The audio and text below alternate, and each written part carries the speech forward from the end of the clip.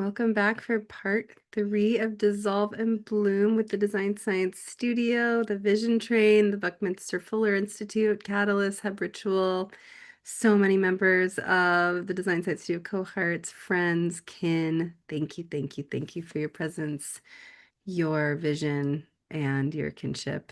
I'm going to hand the floor over now for Danielle Lindenberger to lead this next session, who is going to be introduced. So I will stop my share, and I believe Mariette is coming on up. Yeah, sure am. It's so good to be here with you, everyone, in this third part of this amazing day. And I am just going to say that Roxy has been holding it so beautifully together. So thank you, Roxy, for making this day and all these days in this vision train as well. Amanda Sage, thank you for making these all possible. So what an incredible day and moment we're in this third portion. And I am going to um, just say a little about, see if we can, I think we're going to get George up to also help with the intro. I don't know if are you here, George? Let's see. All right. Thank you. Welcome back, George. And I'll let you I'm happy to introduce, be here. yeah, I'll let you introduce Daniel in here as well and let you guys do your magic. Beautiful. Yes, of course. Next up, we have Daniel Lindenberger. Daniel's focus on mycelial approaches to the meta crisis involves community and emergent action on the bioregional scale across regeneration, resilience, and relief, with an emphasis on gameful design. So welcome on up, Daniel. We're looking forward to this session. It's always fun. Thanks so much, George. I think it's going to be fun. I think it's going to be playful and interesting. But first, before I begin, I just want to say a mosaic is an incredible piece of art.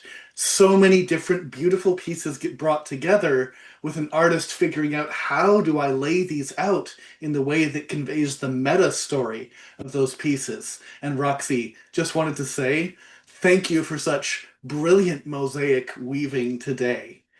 You have such exquisite pieces to work with, but the flow of everything is just spectacular. And I know that that doesn't come easily, so thank you. Quick, quick, everyone. It's time to slow down. Malcolm showed us in his presentation about the polycrisis, the level of frantic, myriad, bifurcating challenge that we're facing. We have to figure it out. We have to figure it out now. Everything is hurtling at us.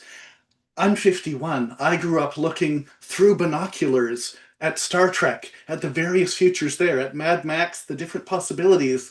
And I'm only realizing recently I was holding the binoculars the wrong way around. What seemed like it was far in the distance and that I was zooming in to squint at is here, now. This is the time where we get to choose the future that we're making. That's always true, but this is an exquisite leverage point where we get to bring all of ourselves to bear. So before I begin, I'm just going to ask you each to consider that you, each of you individually, has the potential and power and capacity to fundamentally help shape what that dance is, what it is we're moving into, and that gatherings like these are what give us some of the best opportunities to careen into those other adventurers and poets and heroes and heroines who are working as hard as they can to bring something new into being. One final preamble, perhaps. My hope, and increasingly over the last 5 years, my fairly firmly held belief in the musical piece we were listening to right before we came in, it talked about what if our role isn't to try to extend forever, but what if it's to figure out how we wind down gracefully as a species? For certain, things are collapsing. The way things have been are no more, and we're in the process of the mixture of echoes of what have been and glimpses of what's going to come. And my hope, and increasingly my experience, is that the act of graceful palliative care and the act of midwifery for humanity on the planet are identical. We don't get to choose what that outcome is, but we get to choose to participate in it. I'll start my presentation now, but I'll also say I'm a very low formality presenter, which means we'll probably have chances for people to kind of jump in a little bit. I'm really excited. 1 second, I need to get that presentation going right because it went squirrely. I'm really excited to be able to play today with Patricia and Scott, whose presentations I loved earlier on today. I'm going to be presenting around Metachrysalis, which is a gameful framework for bioregional flourishing, where we play together, learn together, and build together.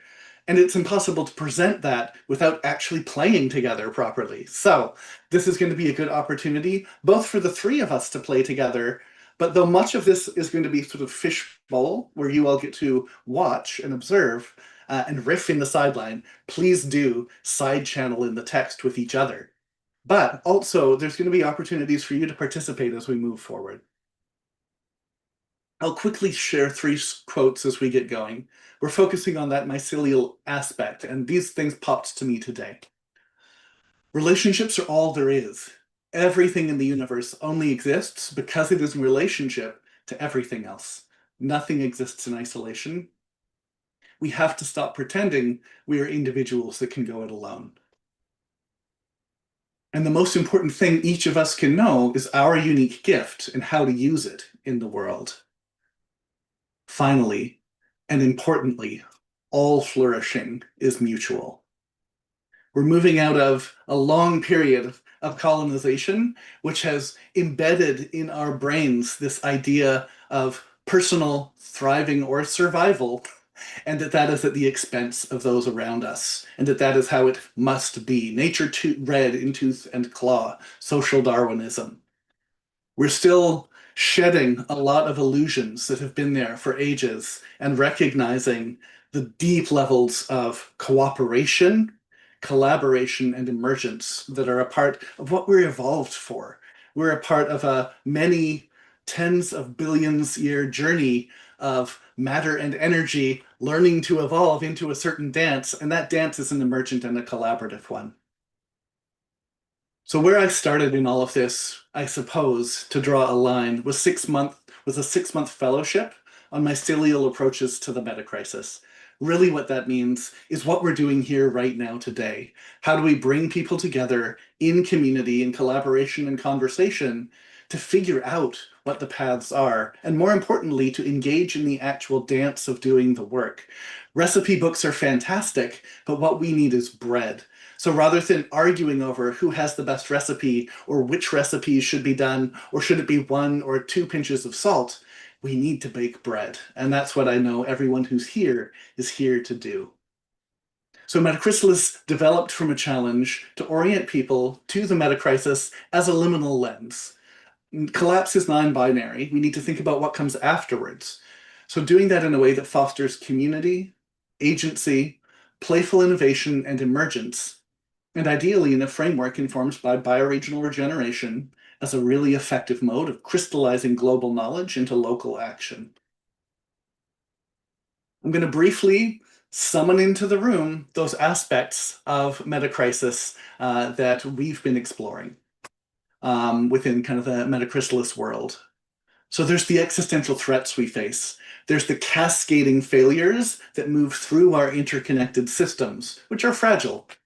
There's the epistemic crisis of even knowing what is real, who to treat as an authority, and how to engage with the act of searching for truth. We have soul split and the fragmentation of cultural and personal identity. We have the actual ecological crisis, earth erosion, which if that one doesn't get solved, the rest of them become moot. We have power pyramid, not just growing inequality, but the growing ways in which the apex of that power pyramid is distorting all life systems on Earth in order to maximize extraction. Tech tsunami, the absolute frantic pace at which technology is growing and evolving, the direction in which it's aimed, and the fact that both outstrip our capacity for social, legal, and ethical systems to keep up, even when we have the best intentions of trying. And leadership lapse. We work in a system and a set of systems that aren't really designed to handle the complexity of the meta crisis, of the times we find ourselves in. Now that's the downward spiral. There's a mirror image upward spiral. And just as the facets of the meta crisis interlock and reinforce, so too do the facets of meta chrysalis, what it is that we can transform things into if we lean into that change. There's a resilient renaissance. I won't go through all of these ones because I want to make sure we have time to play, but I'll say anyone who wants to engage more with this whole piece, we can. So what is this metachrysalis thing I'm talking about? It's a gameful and playful framework for doing bioregional work, where players take on the most meaningful role imaginable. Themselves, yourselves. Rather than escaping the world, this game helps us shape it together and helps us navigate it together. We join forces to carry out real-world projects rooted in our bioregions, and gameplay is guided through narrative archetypes, systemic challenges, and shared purpose. We don't score individual scores. That's not how progress works. We look at social, ecological, and cultural regeneration, and the way that we track those is through permaculture capitals and local commons. It's how do we flow resources in ways that are reasonable, equitable, and sane. In a time of fragmentation, the goal of it is to offer a joyful strategic path towards community coordination and cultural flourishing, collective flourishing, excuse me.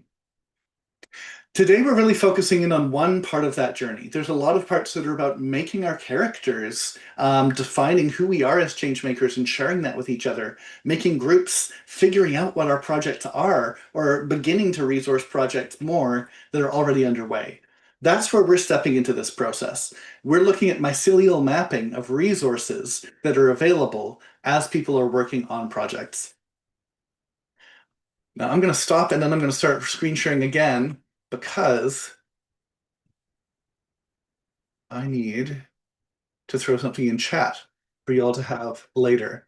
So this is just a quick bookmark of what it is that we're going to be talking about.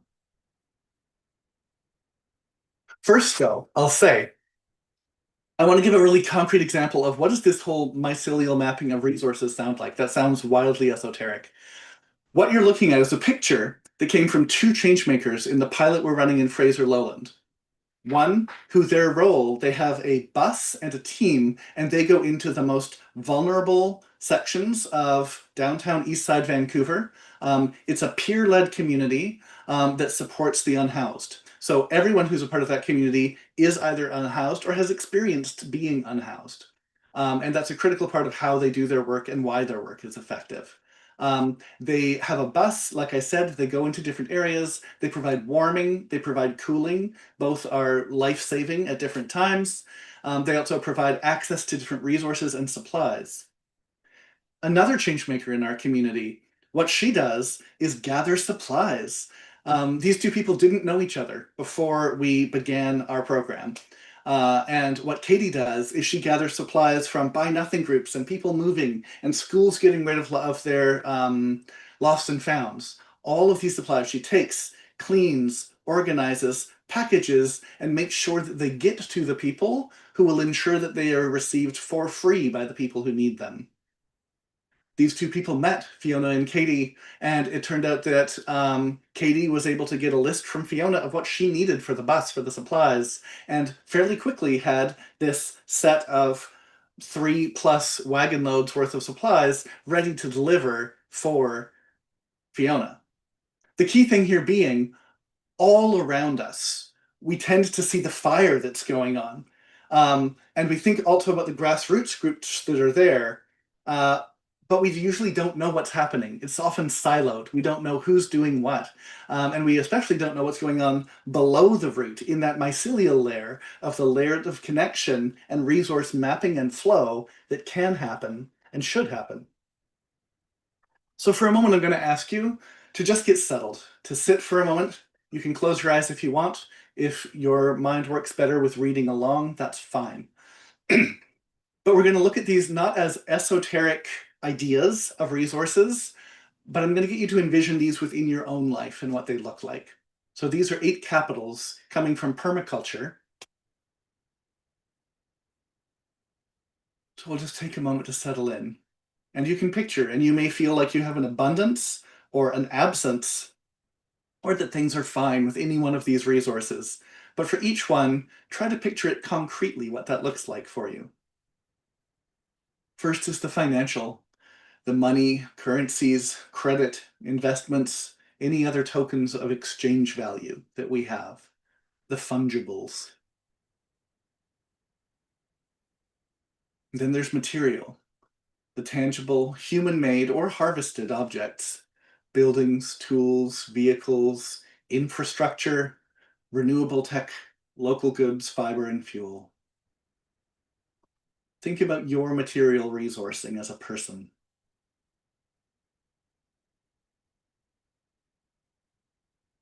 Then notice your natural resourcing, the living and non-living systems of the bioregion, forests, rivers, soil, air, the minerals, the biodiversity, the climate, the fungi, the wetlands. We are beings of the place in which we live, and that place resources us. The social resourcing, relationships, trust networks, cooperation, shared norms, and mutual aid. What does your social resourcing look like?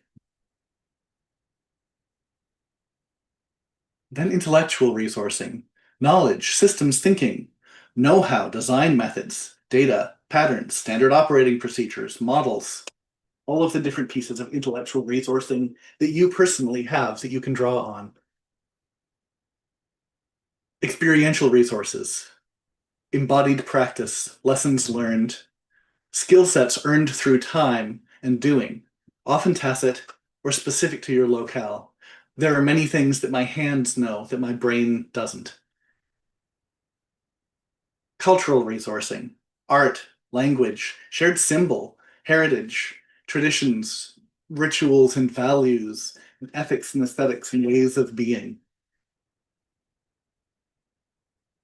And spiritual, our meaning making, our connection to the sacred, our inner transformational process, our connection to purpose and to awe, and our alignment with something greater than ourselves. So what we're going to be doing in a second is beginning to do a little bit of mycelial mapping, looking at the people and projects, looking at both Patricia and at Scott. And I'm going to throw myself into the mix. We had a couple of other people who might have been joining, but 3 is a nice number. So I'm going to throw in Metachrysalis as a piece of that as well. So as we get ready to do that, I'm just going to ask Patricia and Scott to raise your hands so that we can get all 3 of us spotlit. And to come off mute.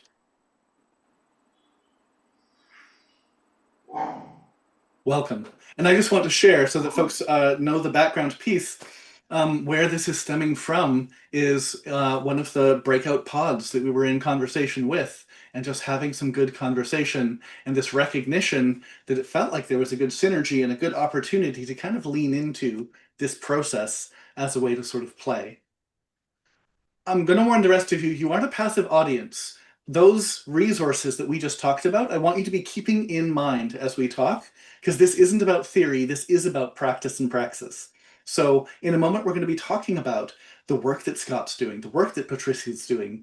And as we do, we're going to start trying to weave together some of those different resources to understand which ones are already at play, to think about which ones might be at play. And what I'm going to ask any of us to do is to feel free in the text to add an idea or an offer, and to make it really clear what the differences between those are. An idea is something that pops to mind that may be useful to people.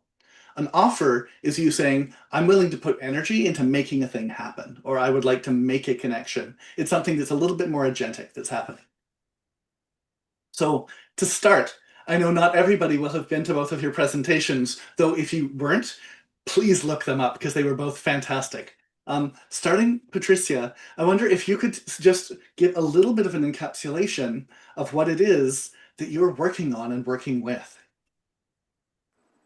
Okay, so I'm working with this concept of how can we really promote, catalyze the change, promote it in a sustainable way throughout time through working with coherence as the infrastructure for that change to happen, to tag into this fragmentation we are living, and through a whole process where we will be working with inner and individual coherence, relational coherence, and systemic coherence.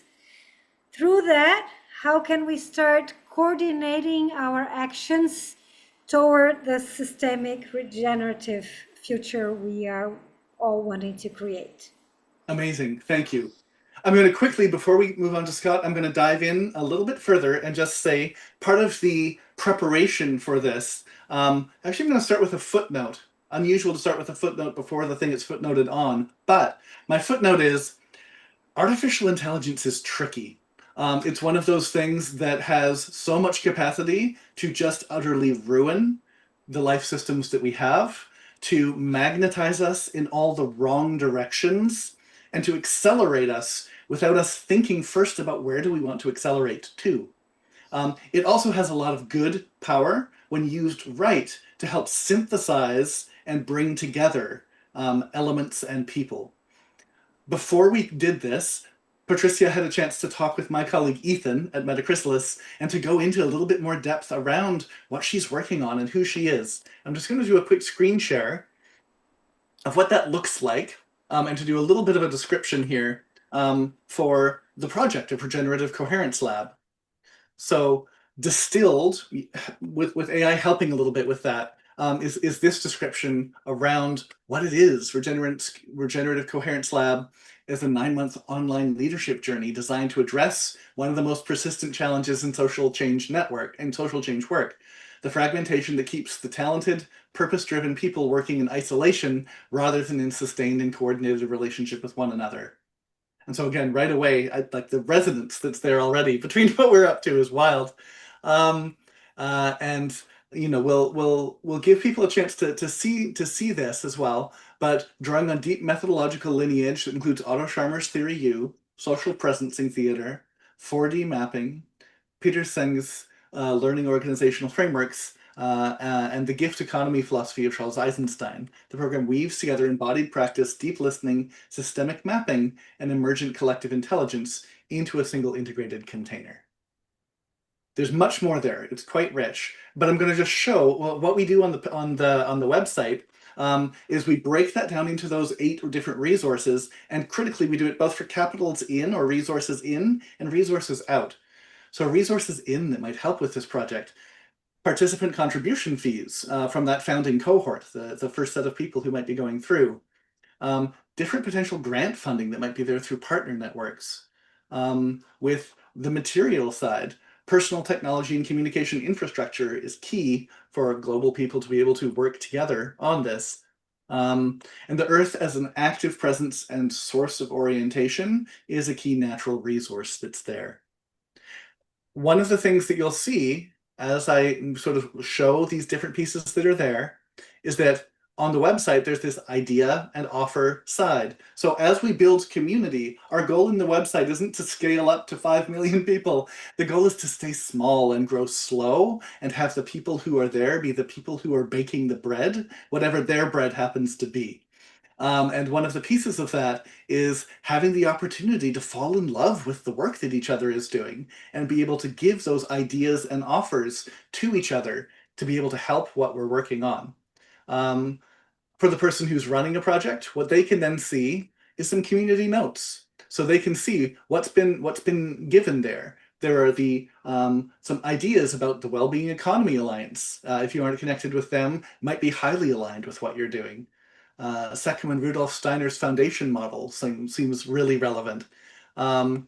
And I'll just zip down to see, oh yeah, so there's an offer. I would love to have you come and present to the Metachrysalis community at the Design School for Regenerating Earth, which I think would be a lot of people who are aligned with the work that you're doing.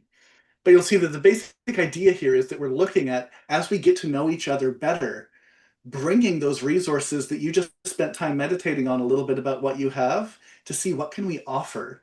Because when we, like the Amish, when we house build or barn raise together, we get something done, and then we can move on to helping the next as well.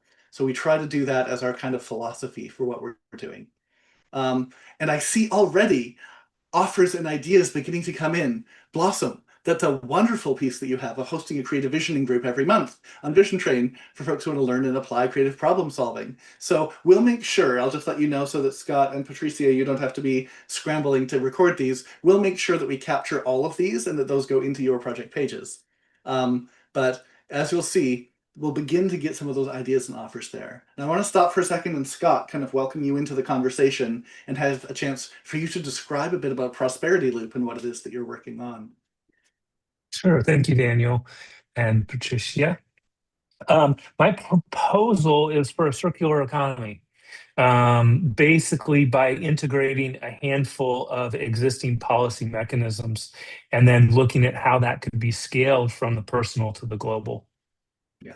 And so one of the things that popped out for me right away was on Patricia's page, it mentioned the Wellbeing Economy Alliance, which is something that I'm really interested in as well. So just having that show up right away is really pretty cool. Nice, that's excellent. And I'm just going to really quickly show again, just because again, that same process happened for Scott of going through and having an interview, which turned into some stuff that's here.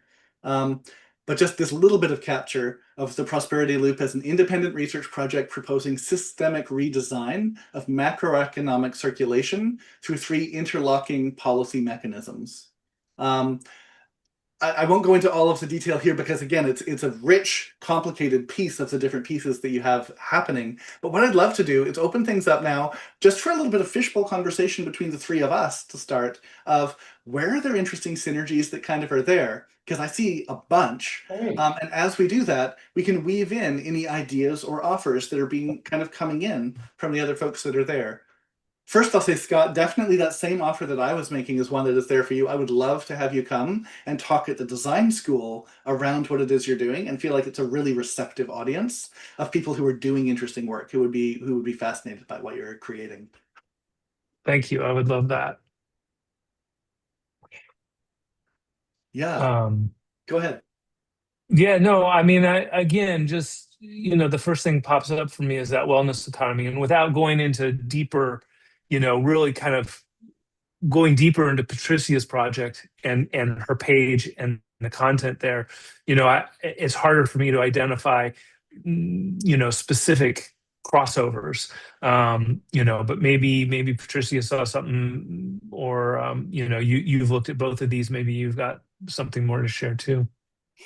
Yeah, well, and I'd say, but we can each kind of unfold a little bit more about our projects as we talk to find where those places of kind of synergy are. Jesse, I'm glad to see that you're here. Jesse's working on an alternative economy model of sorts as well, and would love to learn about more and to check for alignment. And I'm actually, I'm excited to introduce y'all and a couple of other folks to Jesse as well. So we'll make sure that that happens. Is there a communication network built into the metachrysalis, or is it do you connect out on other platforms? We connect out on other platforms. Most of the actual discussion happens in either Zoom or Discord or Mighty Networks, depending on the community that it is. Yeah. What I could already sense a little bit here between what you mentioned about Scott and my project, like I go more into working in the individual, like we will be working in the systemic level, but from this individual and personal perspective, while he brings more like, as you said, the macro economy thing. So I saw a lot of complementary work there. Agreed. Just to start with. And a little bit of sort of beans, corns, and squash that I was seeing was, so again, Patricia, you're working with that individual set of people and building a deep cohort that are able to go through and really deepen together. One of the things that we're working on with Metachrysalis is doing right now we're doing a regional pilot project in Fraser Lowland, but the overall methodology when we do something like that is find emergent leaders in a region, build community with them, find the synergies between what they're doing, and then see how much we can weave together both their own and other resources to support that work. Importantly, in a way that's relational rather than transactional, so we really are building connection and community. And then, Scott, you're working on this system that even my hunch from everything I've seen is that even a small number of people adopting and modeling it within a region can probably have some decent impact. And that as more energy weaves into that prosperity loop system, that gets bigger. It can kind of resonate at increasing levels. I'd love to hear your thoughts around that. Yeah, like I said, my original vision of this was at the U.S. national level, Yep. policy level, which, is one thing in and of itself, and there's lots to go into about that. But I have this vision of, the torus, but also at a fractal, system. And so how does this larger proposal that I have, this macroeconomic proposal, how does it scale down? How does it scale down to a city? How does it scale to a state? How does it scale to an organization? Which is something I'm really interested at the moment, specifically because of our work with DSS and how things go. But Patricia, working with somebody who's so focused on at an individual level, or Daniel, the project that you showed as well, talking more about how those would actually interact given the kind of the theory that I'm working with. And maybe it doesn't work, I don't know, but that's part of the conversation, right? Yeah. So I see the power of this tool that you've developed in stimulating those conversations. And in particular, also having a format like this where you can do this and you can facilitate. I could see a lot of power in that ability to facilitate, which sounds like what you do as well, Patricia. That facilitation. I definitely see a lot of complementarity also with you, Daniel. Yeah. This is, yeah. Well, and I'm really interested in there's this piece where the work that we tend to be doing with Metachrysalis, I mean, we work with some people all around the world, but it's really it's regionally focused, and that's a key piece. And you're working to bring together key change makers from different places, and that's also really interesting because it means that there's that possibility for things to connect there. And then to find in any of the given regions of those people who are then engaged and have gone through the lab, it's possible for that to then kind of plant a seed where some of that metachrysalis work can happen. And any place where that's actually having resources flowing in and flowing through, all of a sudden, prosperity loop becomes something that I'd be really interested in seeing. How could that get piloted in different regions? Like I'm keen to find out right now for our region as we move through to the next phase of what we're doing. Like, are there ways that we could be taking the principles of prosperity loop and doing something with it? The other piece that I want to throw in there, Scott, that I'd love for you to talk briefly about is that, so I hadn't mentioned it with what I did, but there's a card game version that is used to initiate and engage things. And I know you've got a gameful component to what you're working on as well. Yeah, I've been working, trying to develop simulations, and I've got a number of small-scale simulations on the computer. But this group, DSS, really inspired me around the idea of gamification. And I have a background in computer gaming as well, and just playing games on my own. But so I developed a board game that demonstrates a linear economy. How's the current linear economy work, and then what happens when you apply these mechanisms of the prosperity loop, and how it basically unfolds into a circular economy and into a steady state, as opposed to a growth-based economy. It becomes a steady state economy, which is much more sustainable and can even be scaled up or scaled down, growth, degrowth, depending on what the needs are. So there's a flexibility to it, and the game demonstrates that, I think, fairly well. And I'm hopeful that at our live event in July, I believe it is, that I'm gonna, my goal would be to have the opportunity to bring that game and share and play test it and see how people respond to it. Jesse, do you want to come into audio to just give the aha that you have? I'll also just say quickly by way of intro, Jesse is one of the powerhouses of work in Western North Carolina after Hurricane Helene, at Mm. building grassroots crisis relief ecosystems of support. And yeah, Jesse, if you're off audio or on audio now, how many 1,000 pounds of food does the network that you're part of move every month again? I don't know how many thousands of pounds of food it is exactly, but it's 50,000 food boxes, and each box feeds 4 people. So we feed 200,000 people a month, and And our budget is less than $500 a month. Mm. Wow. So yeah, so I'm really, really good at like circular economy stuff and bringing in donations and a shoestring budget and that type of thing. And I refer to it as like a bartering economy and a cashless economy. I'm sure that there's fancy names for it, but I don't know them because I am just a girl with a phone. But if you were in Western North Carolina, you would have heard my spiel. So the aha moment that I am having is that I have built this type of system and had like computer people that are so much smarter than me at tech do this stuff while watching me do the work. Um, but we are working to expand nationally and connect lots of dots and lots of programs. And I don't know all of the details behind what you're doing, but it sounds like, based on the language that you're using, you may have the formal language that we're missing to be able to get in front of the people who are willing to fund it and actually make those connections. And like, and we can exchange experience. I have the building trust experience, and that is like 90% of the battle with getting usability.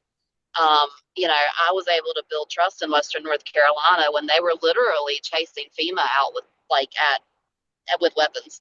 We'll just leave it at that. And it's a skill, and I have that, and I didn't know I had it, but I can teach it. yeah. And like just like the language, I don't know it, but it sounds like you know it. DSS won't even talk to me. One of the things that came out of that work in North Carolina, and that was a part of the ruminating around the metachrysalis piece as well, was a part of a theory of change. And the piece of it that I think is really relevant to y'all's work as well, is just that as metacrisis induced crises happen, those cause systemic interruption, and that allows opportunity for systemic regeneration and alternatives to come forward. When the system as it is disrupted, new things can come forward, and ways that work well can shine in ways that they sometimes can't, like circular economies. And frequently there are these emergent leaders that I mentioned before. Jesse's a great example of emergent leaders who just step forward. They may have been doing something totally different the day before, and part of what they need is building coherence and community of other people doing that work. And Patricia, the work that you're doing just seems so aligned with the capacity to do that. And I'm really looking forward to learning more about the 9-month curriculum that you have in place as part of what it is that you're designing. Yeah, I would love to connect, and also just by being, I'm also kind of a hub with initiatives we have here, and exactly to those topics, like there was this Oasis game, also a gamification, also don't necessarily bring any money, like it's fun and fast and spectacular, and and it's wonderful. It was developed by some friends here for disasters, and those friends do also another thing called the Warriors Without Weapons. So there is also a whole methodology there. So how can you really work in those type of situations?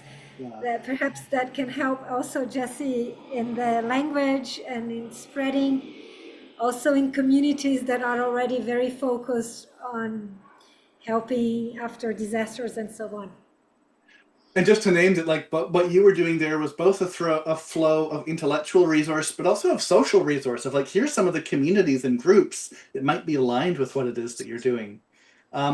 This is like a little bit of a snapshot of what this whole mycelial mapping process looks like. But this is just a snapshot. Of course, where it really gets powerful is as people get to know each other and the nuances and bumps and wrinkles of who we are and what it is that we're doing. Also, that builds trust to the point where you can say, like, oh, actually, I have someone I'd like to introduce you to. Or I'd love to bring you in to do this. Or, hey, maybe we could collaborate on this project or apply for co-funding for a thing.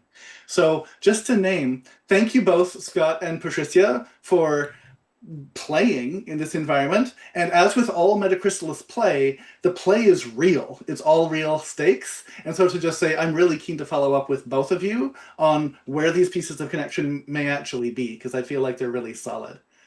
I'd love to open things up if there's... Oh, go ahead. Yeah, wonderful.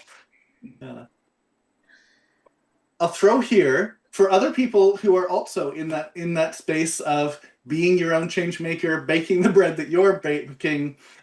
This QR code will lead you to a page. It's not on the public website, but where you can register for Metachrysalis. You'll have to bear with me because sometimes it's a little slow because, again, it's not about scaling a platform. It's about making relationships and then welcoming people in. But if you are someone who any of this is resonating with, feel free to come by and we'll find a time to have a conversation. I'd love to open things up if there's any time left, just for any Q&A or pieces that people want to comment on around what this experience has been, and then we're done. Got a little over 10 minutes, so sure. Great. So anything that's sparking for anybody?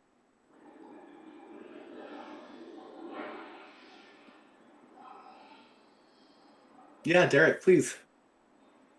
Yeah, no, I think that I really like the mycelium idea, and this is the only thing I've experienced today.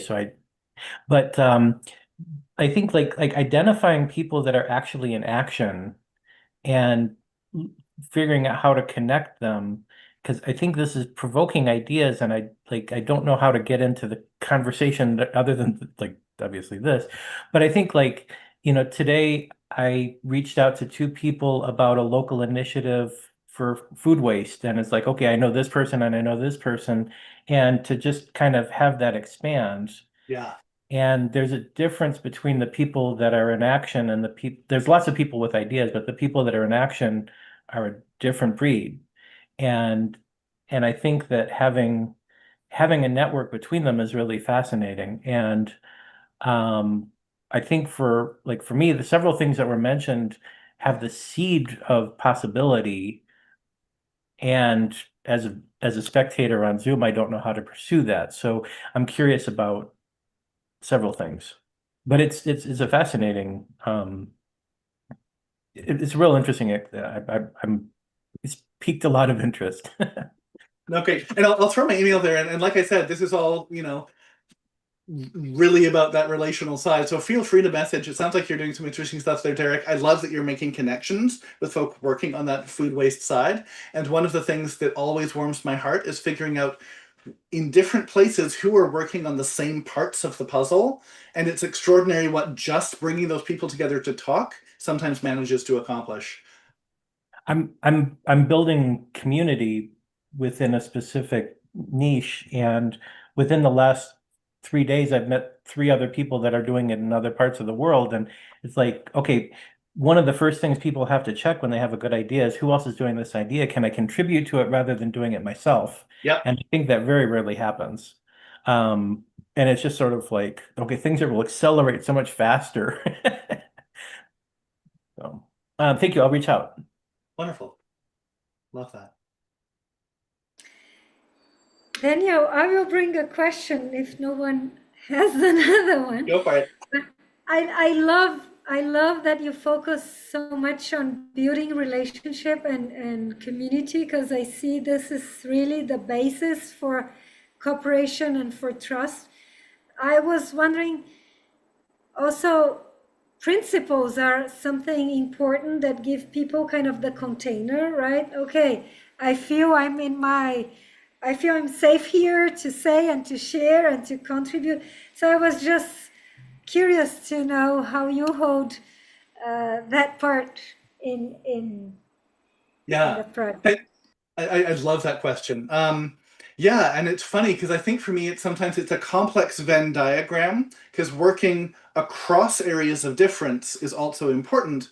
But definitely to me, I mean, one of the things that you said, Derek, which I know Jesse and I have talked lots about, is that difference between the people who are saying, if we can just get everything to do things my way, then the world will be an amazing place. Versus that attitude of, is someone else out there already doing the thing I'm thinking about better? And if so, can I help them do that?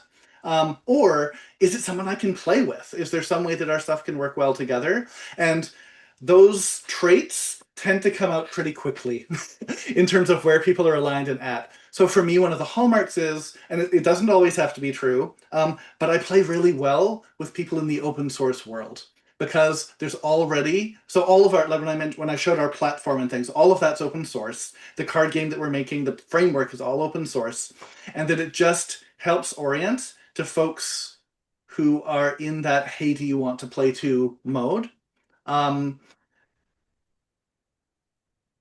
Being conscious of me being a middle-aged Western white cis hetero reasonable model, like medium affluence dude in a very safe country, for folks who fit that checklist. um, I'll also say that I think a piece of it is also how aware are people of that and how open to redirection are people around that.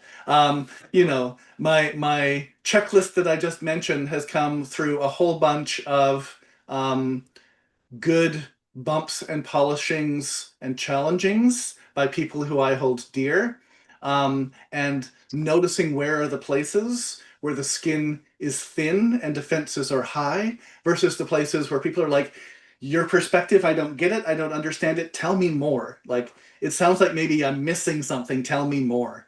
And that's always a good sign as well. And I think that piece of how we hold our work as well is that it's less about, here is the spotlight on me and the thing that I'm doing, and more about, here is the thing I'm compelled to do because it's the best I can think of how I can help contribute to things getting more sane and better. Um, those are some of the ones that pop to mind for me in this moment. But it's a rich exploration, and I'd open that up, and like anyone else, like be that voice or be that in the text there, like sharing those is so important. Because as you say, we tend to work often from the outside in. Here's the job description or the project description, and actually all of that is much less relevant than who are you and how are you coming to the table. I wonder if I could then ask a question. Please. Okay, great. There's something that you were saying, and there are a couple of parts of it too, right? So first off, also with Derek, you were saying it's like there are those who are already active.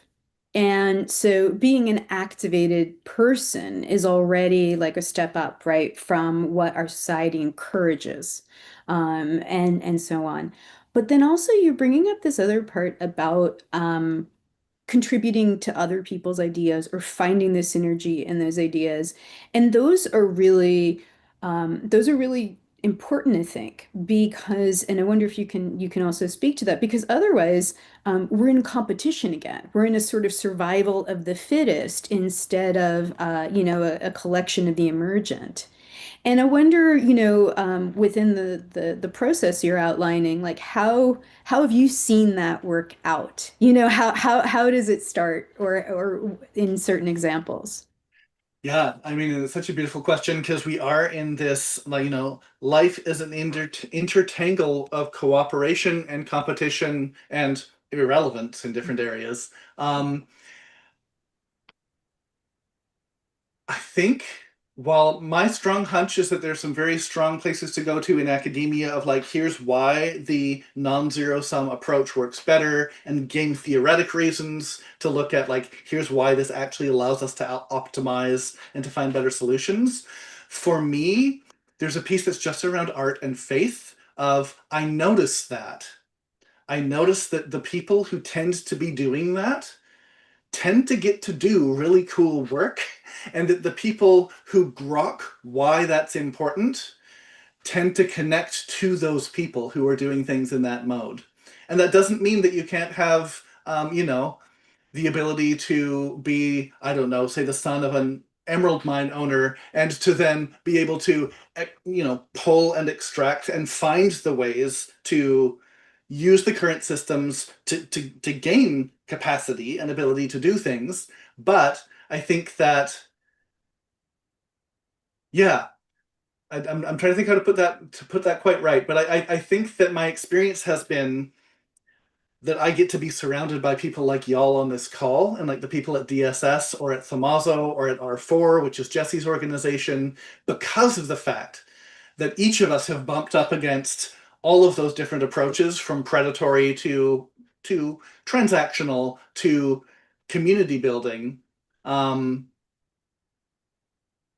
and that having a community of community builders tends to work well, and tends to be the place where I find the most joy and support.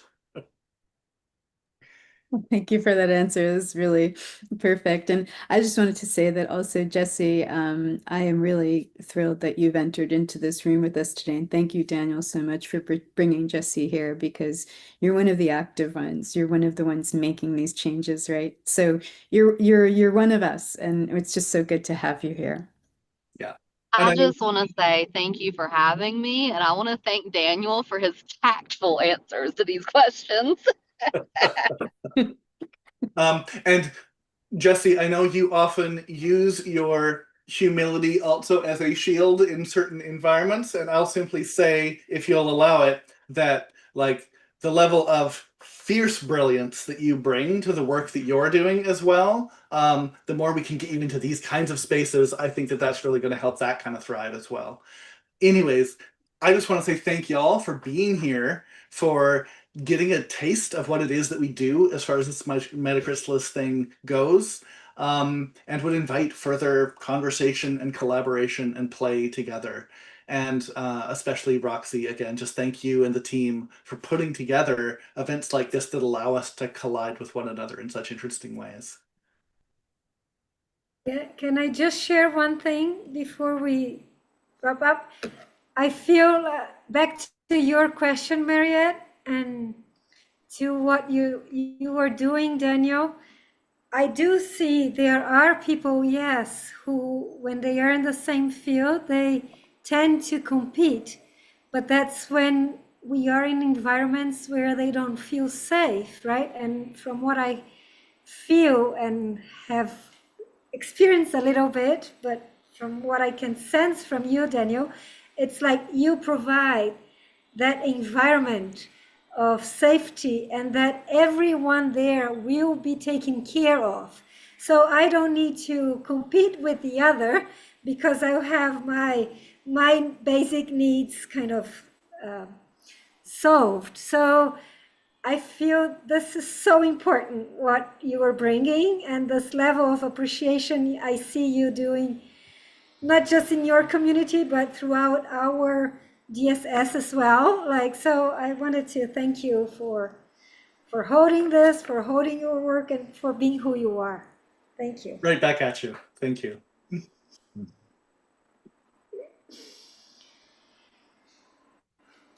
It's been absolutely wonderful. Daniel, thank you so much for all this. I feel like I can smell the bioregional bread rising. And before long, we'll have a bakery on every corner. So thank you for this work, and thank you for holding space for discussion about the future and what holds. Mhm. Yeah, thank you both. Thank you, Daniel, and thank you, George. And I think right now we're going to bring up Roxy. Is that who we're bringing in? Hi. Hi. Back. Oh, that was epic. I just hold on. My cat just escaped. Hold the phone. We're good. We hold.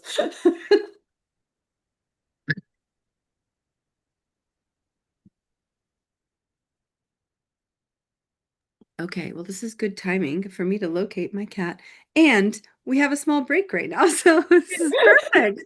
So I'm gonna put up the break slide and invite everybody to take a breath, take a beat, take care of yourself, maybe find your cat that escaped. Humans with babies. Here we are, well timed. So yeah, be kind to your body. There's also the really beautiful session that Jelvanaya is hosting, that you can join, which is all about holding space for all of it. Beauty, pain, grief. It's really special. And I think I just put it in the chat, but I can put it back in the chat again. And we'll have about 5 minutes and then we'll continue forward. So hope to find you more refreshed on the other side and me with my cat. I'll be right back. I'll also put some more of this beautiful poetry on. Oh, yeah. So good.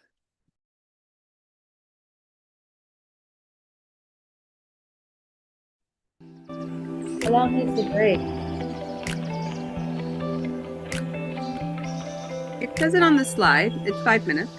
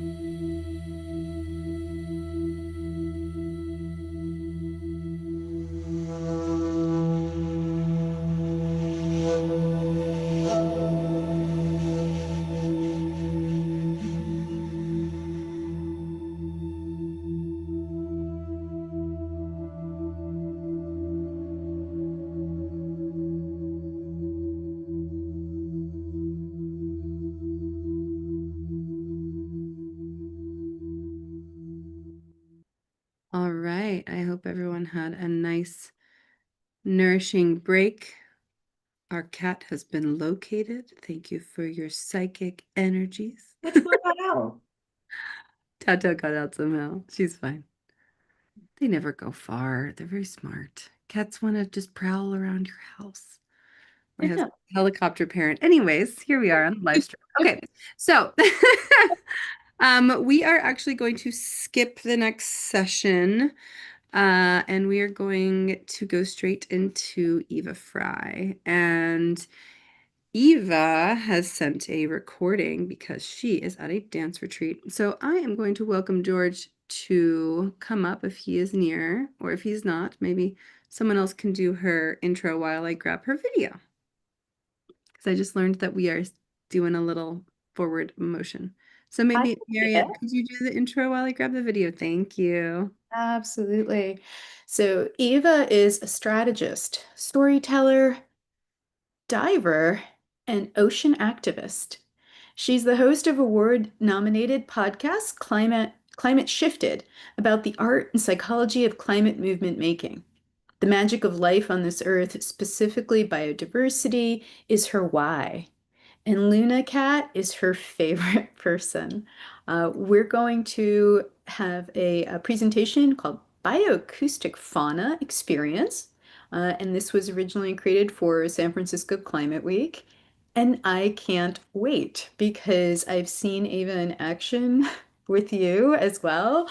And during New York City Climate Week, and I believe it was, yeah, and it was amazing. Oh, that's right. She had me help be, or she invited me to be a part of her experience for a climate shifted event. Yeah. Eva's wonderful. We met because of one of our partners, climate designers. Last cohort, we did a hackathon with the Campaign for Nature, which was incredible. That produced a few teams that came up with really, really interesting ideas around how we reached some of the goals of the 30 by 30 initiative, protecting 30% of the earth by 2030, restoring land and moving resources back to Indigenous land stewardship, a lot of conservation, a lot of support of the more than human world flourishing and not disappearing. So many, many, many important things that entire initiative supports. And Eva came through to collaborate with us on that, and then joined our Burning Man project, and then now is in the Design Science Studio. So I am going to share this wonderful video that gives you a little bit of a recap on where things are at with the facet of her project that she's bringing to life in the Design Science Studio, coming up for New York Climate Week, building towards more work in kind of bioacoustic, immersive environments to build empathy and support for our animal friends out in the world that are under threat because of our human activity. All right, so here we go. Without further ado, Eva Fry.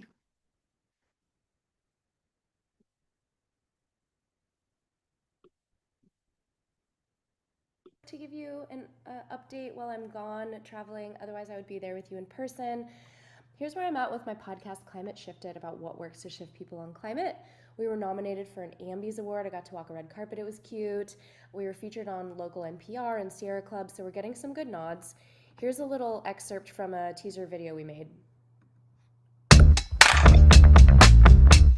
We asked the world's best climate communicators one question: what works to shift hearts? In this moment when policy and democracy are so deeply broken, culture is the one lever that we as storytellers still really have. Climate Shifted brings you conversations with psychologists, behavior designers, and creative movement builders called artivists, uncovering what actually works to shift people on climate. Moving on due to time, the thing that we're doing that's really cool is we're taking the lessons learned from the podcast and applying them to live events. So it's really become like a living laboratory of artivism in action. Here's a case study where we did, I found this amazing piece of media. It's a bioacoustic listening journey called How to Be a Whale by Tom Mustill. We played it for people, and then we had a panel discussion with experts about why whales are awesome, what's happening with our whales right here in the bay, and how anybody can help. So we know facts and figures don't move people, doom and gloom doesn't move people, but experiences do. And so I like finding ways of weaving an experience design with education plus local action so that we can sort of harness people's openness and desire to act. They're super effective. Like, it was so packed, we had to do a double seating on a Monday after Thanksgiving. Here's a quick excerpt of what it sounds like.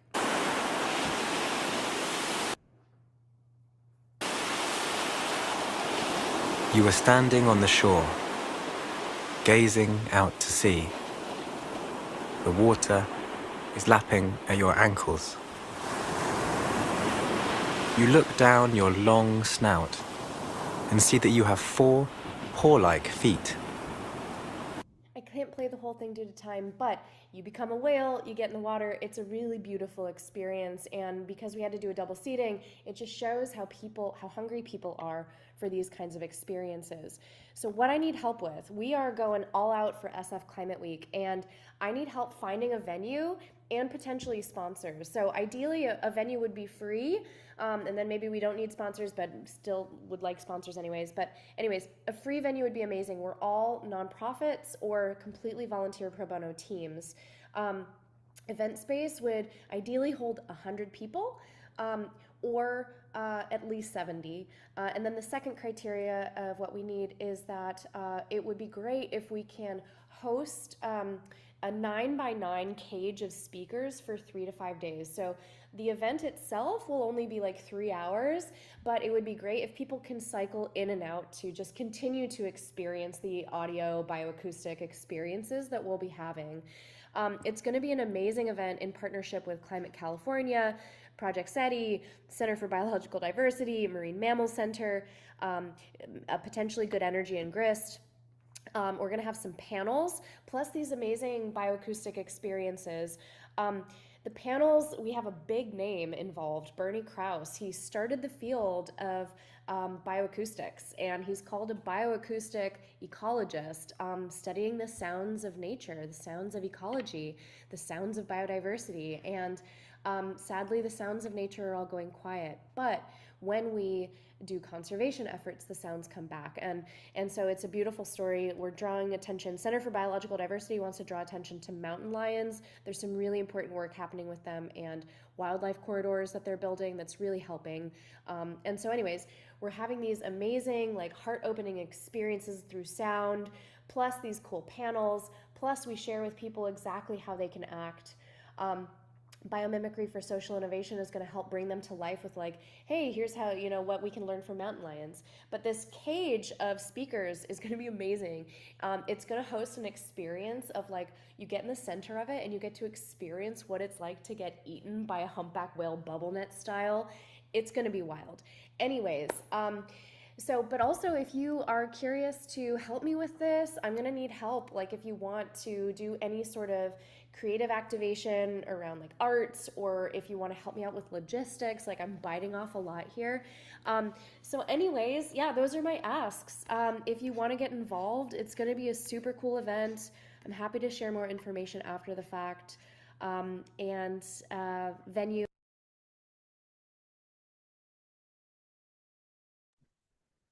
Okay, so that one finished kind of quickly, but if you want to follow Eva's work, view their website. And we've got that in there, and please do find her because she's a powerhouse of energy. And I sure would like to know what it's like to be a whale. How about you, George? That would be fun to be in a bubble. Absolutely. That sounds absolutely magnificent. I just wish we could plug in for the long run. It just sounds fascinating. Yeah, exactly. So, okay, and Mariana's saying that it sounds like a project for the San Francisco Exploratorium. It does. It really does. So we can connect, and connect Ava to that idea as well. That's a great suggestion, Mariana. Thank you. You see it right front in front of the exploratorium right there by the water. What a beautiful venue to connect with the whales like that. Mm, Yeah. yeah. And up next, we have Patricia Parkinson. Patricia is a polymath, transdisciplinary artist, and creative director focused on the intersection of collaborative technology and living systems. So welcome up to the stage, Patricia. I'm going to be Patricia's stand-in. Okay, Just beautiful. pretend my hair is straight and I look slightly different. You got it? You feel like It no, works. Patricia held a lot of space yesterday for a big in-person event, and she was in the room earlier, and she was also telling me she was feeling a little tired. So I was the one who really encouraged them to bring this piece, and so I'm happy to share it because I think it's super important. And on the heels of hearing about this experience that Eva is creating, that is also a way to bring some of the work from Climate Shifted's podcast, which is her Design Science Studio project and project that she's been working on for the last few cycles, which is just a really incredible podcast. She's bringing that work to people, right, through these bioacoustic listening experiences. And it's nice to be up here with you for a minute, George, as we're framing up things for Patricia, because Patricia was going to be just queuing things up to share about Open Civics. And there's a really sweet kind of origin story of Open Civics as related to the Design Science Studio, because Patricia and Benjamin Life actually met in the Design Science Studio. And now they have been co-stewarding with originally another co-founder, Timothy Archer, who was also in Design Science Studio. And now it's mostly just Patricia and Benjamin and a host of other amazing humans who are tending to Open Civics. And Open Civics is really about kind of reimagining our civic life and what civic life really means. And that is connected to, our ability to not only imagine, but participate in civic life in new ways. And so this civic imagination that we are participating in and cultivating, that is really at the heart of Open Civics. And so when they created it, and they actually asked me to be one of their advisors and not one of their delegates, I was like, absolutely. I mean, we're in one of the most critical moments we both live in the United States, George, and civic life is very much in an upheaval. It's hard to really touch something that truly feels like democracy, that represents the people. And because of that, people are becoming quite disillusioned about what's really possible in terms of civic life. And so while I get this really beautiful narrative video queued up, I'd love to just invite you to share a little bit more about what that brings up for you, George. I really feel it. Not only have we had close exchanges in our DSS cohort, but on the larger scale, it really does feel like there is a call for new platforms to emerge, for democratization of what comes next. And I think another common thread throughout that narrative is that it's not one solution, but it's place dependent.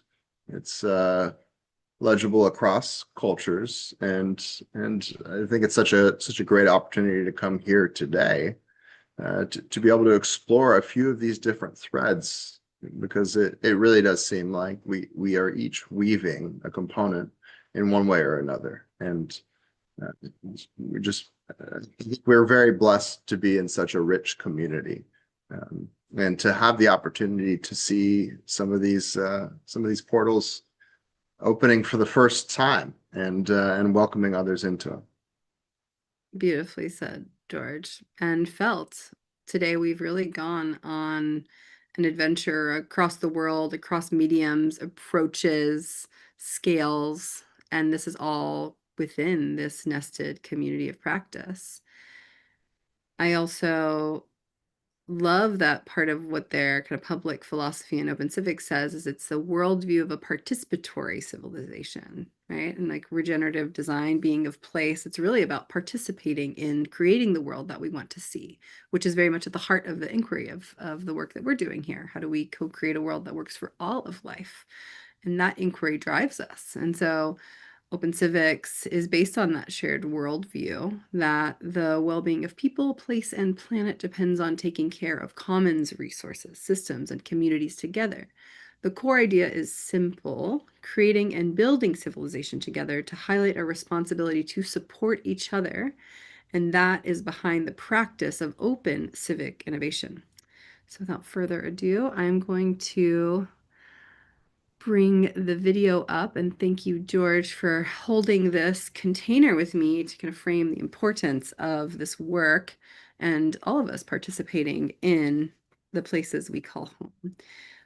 One other thing I'll say about this video is that Patricia and Benjamin made the script. I had the opportunity to contribute to it a little bit and provide some feedback, but they really sculpted it to be both a provocation, an invitation, and an example of why they're doing what they're doing. And more generally, it really feels like an offering to all of us to participate in creating and actively shaping the future of our civic responsibility. And it also feels like a good opportunity to share that this year, and a few people have actually been alluding to it during the session, this year's physical version of Regenera Rising is actually going to be held over the 4th of July weekend in the United States. This year, the timing just ended up as such, and it's though we are a very international community, and there's likely going to be another auxiliary summit happening in British Columbia. There are a large group of folks who are convening on this land that used to be the former Solar Living Center. And in this particular part of the world, it is also the 250th anniversary of the Constitution of the United States, at a time when people are very disillusioned about this, what so-called democracy. And so we are going to take the opportunity and have an Interdependence Day edition of the summit. And it's going to be an incredible moment when the projects of the Design Science Studio are launched, and we're going to get to participate in the Regenera world that Scott did such a beautiful job of articulating earlier, of seeing how do we not just talk about this potential, but really do a radical experiment together for a few days and live it. So may this video also be part of that invitation to come and play with us this summer, because we really are responsible for tending the places we call home and reimagining our civic infrastructure and our commons and how we tend to our commons together. And this video, I think, does a really beautiful job of inviting us all into that process. So here it goes.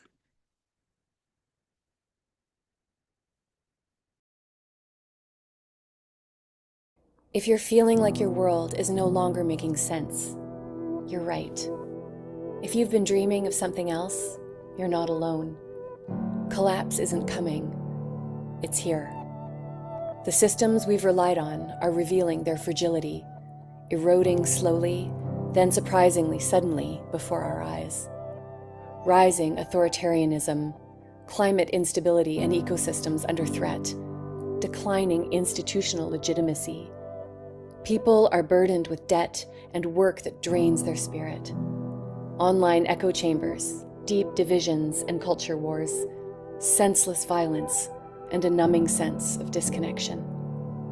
A growing sense that our economy, society, and technology are becoming more unstable and uncertain.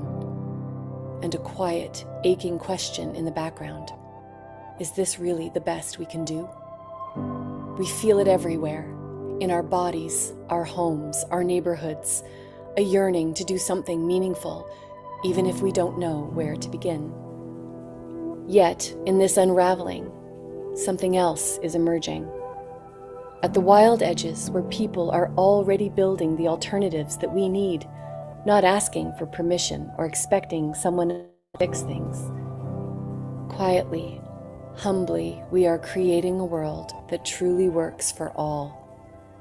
Because even as our systems fail us, we are still here, still holding each other up, still caring for our places and our communities, still asking the question, what comes next? The truth is, we are all responsible for the places we call home. Our collective futures are inescapably bound together. In realizing our mutual responsibility and inherent belonging, we return to the origin of the word civics, an act of care and solidarity. If we accept that our current crises are the result of our systems themselves, it becomes our civic responsibility to create new ones. As our current system's capacity for existential self-destruction accelerates exponentially, systems of distributed coordination and non-rivalry no longer are fantastical ideals or science fiction. They are evolutionary necessities. This shift from closed civic systems to open ones becomes possible through new forms of civic infrastructure. The invisible systems that empower us to care deeply, decide transparently, and sustain life where we live. Civics isn't just about roads and governments. It's about the tools we use to meet our shared needs. Community-built tools, simple, practical systems that make it easier to act together, even when institutions fall short.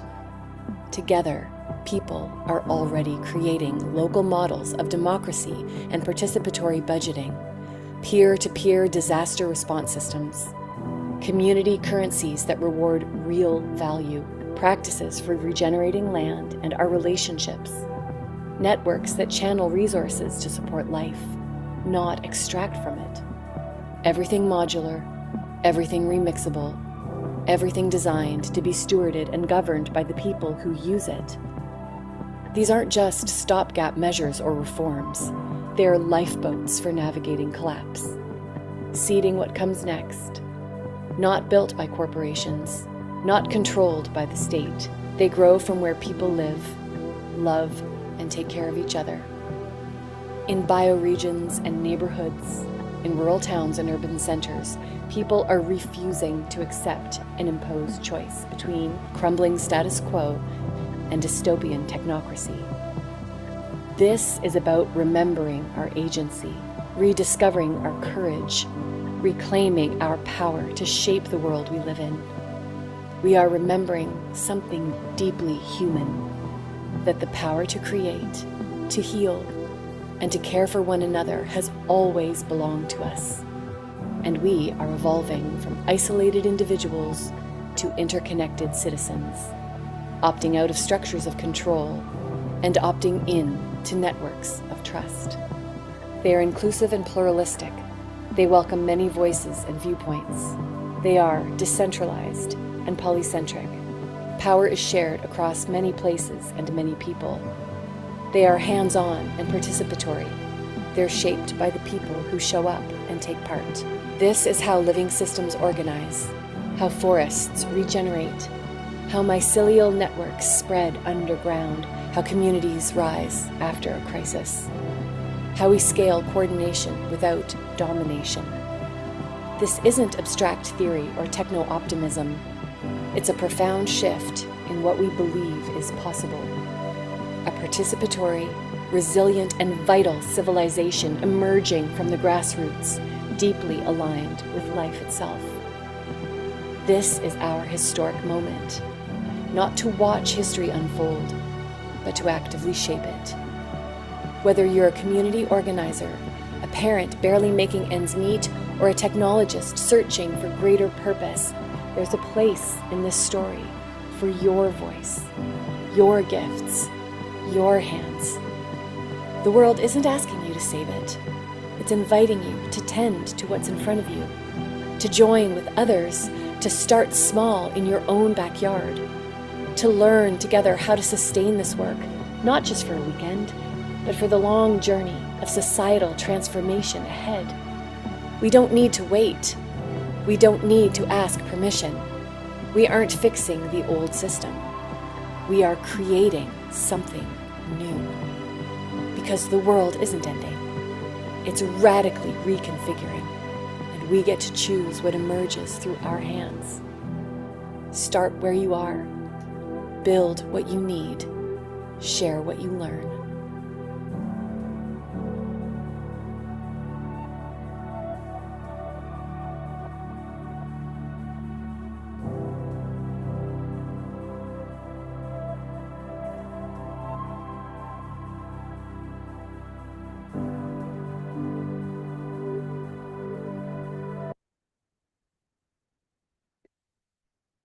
Is it wrong to give it a hell yeah? Oh yeah. Hell yeah. You know, it's the other end of the pendulum for me where I'm like over here just like crying. Like, yes, this is what it's supposed to be like. We got this, y'all. I mean, the crying and the hell yes, they all come in one flow. Because it's right, it's dissolve and bloom. Yeah. Right in there. I've placed Patricia's website and link in the chat. So if you want to follow Patricia's work or know more about her personally, as well as Open Civics, we've got your links, and we do encourage you. I remember being in cohort with Patricia and Benjamin Life. Always inspiring. Yeah. Yeah. This community magnetizes the most magnificent people. I feel so lucky to be a part of it. So lucky. Yeah. Makes you feel like your part is easier to focus on. You know? They're all connected, and yet we could see that so many amazing people so close to us are working on all of the different pieces, and we can collaborate, contribute, and also be like, good, that's not my zone of genius, but you've got that piece, and we over here. We can weave together.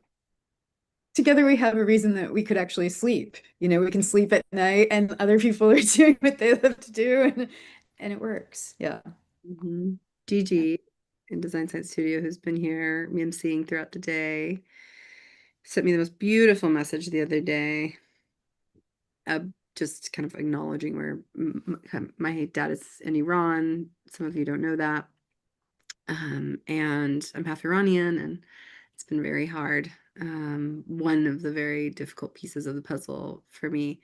And I can sleep and I can wake up every day because we're gathering and holding hands and doing this work together. So just so grateful. So grateful to be woven in this very tender moment in time, knowing that we're all doing our best and how that it changes, and that we're being extremely courageous, and that encouragement, the courage part of encouragement that we feel, it's something you can't fabricate, and it's something that I want for everyone in this world. Yeah. This is our birthright. This is our birthright. It's our chance to actually keep moving forward. And I think the person we're going to call up right now is Spencer, because you're going to move us forward to our next amazing person. Thanks for coming up, Spencer. I am. Thank you so much for passing it off. So, next up, we have Harlan, who I'm told, as someone who's new to DSS, is definitely a legend of DSS. And the description I've been given is Galactic Transformation Agent. So I'm going to go ahead and say that Harlan probably could do a better job introducing himself than I could. And let's hear what he has to say about this project, this virtual reality project that he's going to share with us.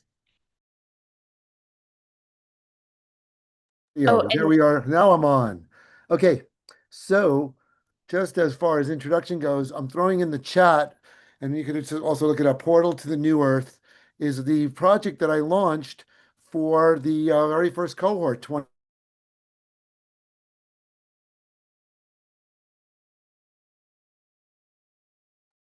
Uh-oh. Pardon? I think Uh-oh. he's frozen, no?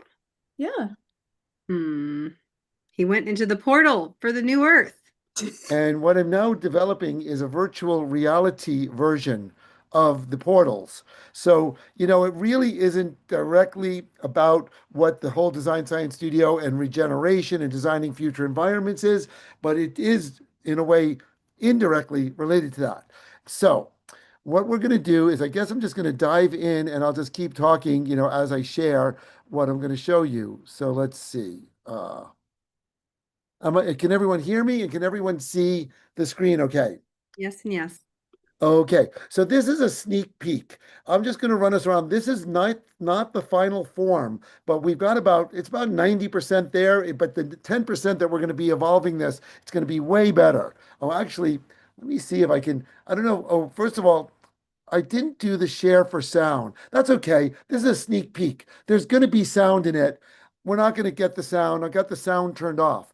So what we're looking at here is my transportals world that's part of the Burner Sphere. Burner Sphere is a virtual reality Burning Man that has about 20 different parts of Burning Man. Center Camp, Deep Playa, different parts have been modeled and you can go around and see it. And I've worked with them to model all of the portals I've both built and haven't even yet built. So they're going to conceived, and I'm just going to give us a quick run through, super quick.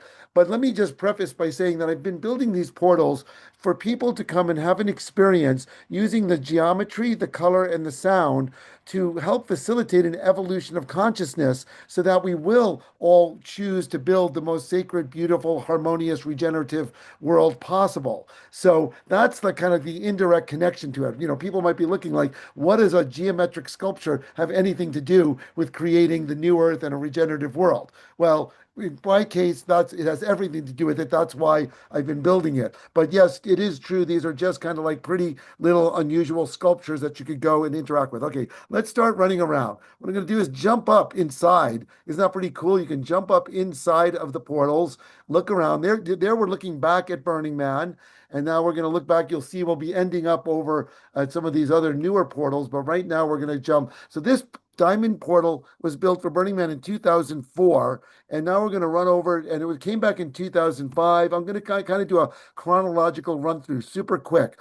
This is both versions of the Emerald portal that were built in 2006. Again, we could jump up inside of them, but in the interest of time, and like I say, these are going to be developed better. What's interesting about this is I'm in this world right now by myself. There's no one else here, but you can invite people from anywhere in the world and they will show up in their avatar and you can actually talk to them and interact. You can be like, hey, let's go over to this one. They'll be like, no, let's go to this one. And then you can go over together in groups of people, as many people as that come in to interact in this space here. Now let's see if we can run. So now we're up to 2007 and 8 at the Sapphire portal. And now, mind you, I'm doing this on my laptop, but it's possible to get the headset and be able to navigate. Oh, look, it's really hard to line up just right. Here we are inside. Wow, how cool. This really looks like what it was like to be in this space, except for there's no one in here.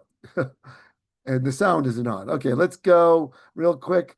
Just like I say, it's so much fun. And like, I'm really new to this too. So here is the Amethyst portal from 2009. It went back in 2011.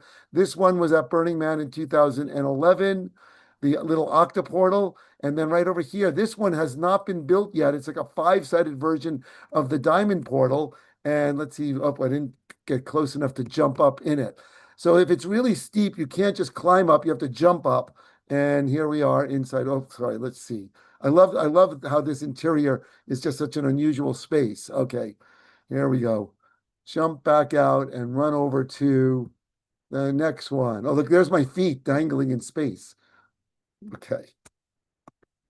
I hope this is going okay. And if anyone wants to chime in with like a question or anything while I'm running around, that's okay, I suppose. What's that Like I say, colorful thing? here we are, 2012 and 13. We had this turquoise portal, this geometry. And like I say, I put my, yes. maybe you could talk about why you make these portals. Well, I mentioned that right up front I that know, I but build say these. it again. You talked so fast. I know. Well, I'm building these. Like this particular one relates to the evolution of the Earth's vibrational energy body. And the turquoise color has to do with the higher heart chakra between the heart and the throat. So and then the floor is indigo, which is third eye colored. So it's to relate to the chakras, and the shape relates to this evolution of the Earth's vibrational energy body. So once you go inside of it, let's see if we went inside. No, we hit the wall. Anyway, and like I say, for right now, today, I'm just giving a sneak peek in the 5 or 10 minutes that I have to run around. I will definitely be diving in much deeper into the reasons why I build them and the effects that could be gotten from them when I do a more, formal presentation.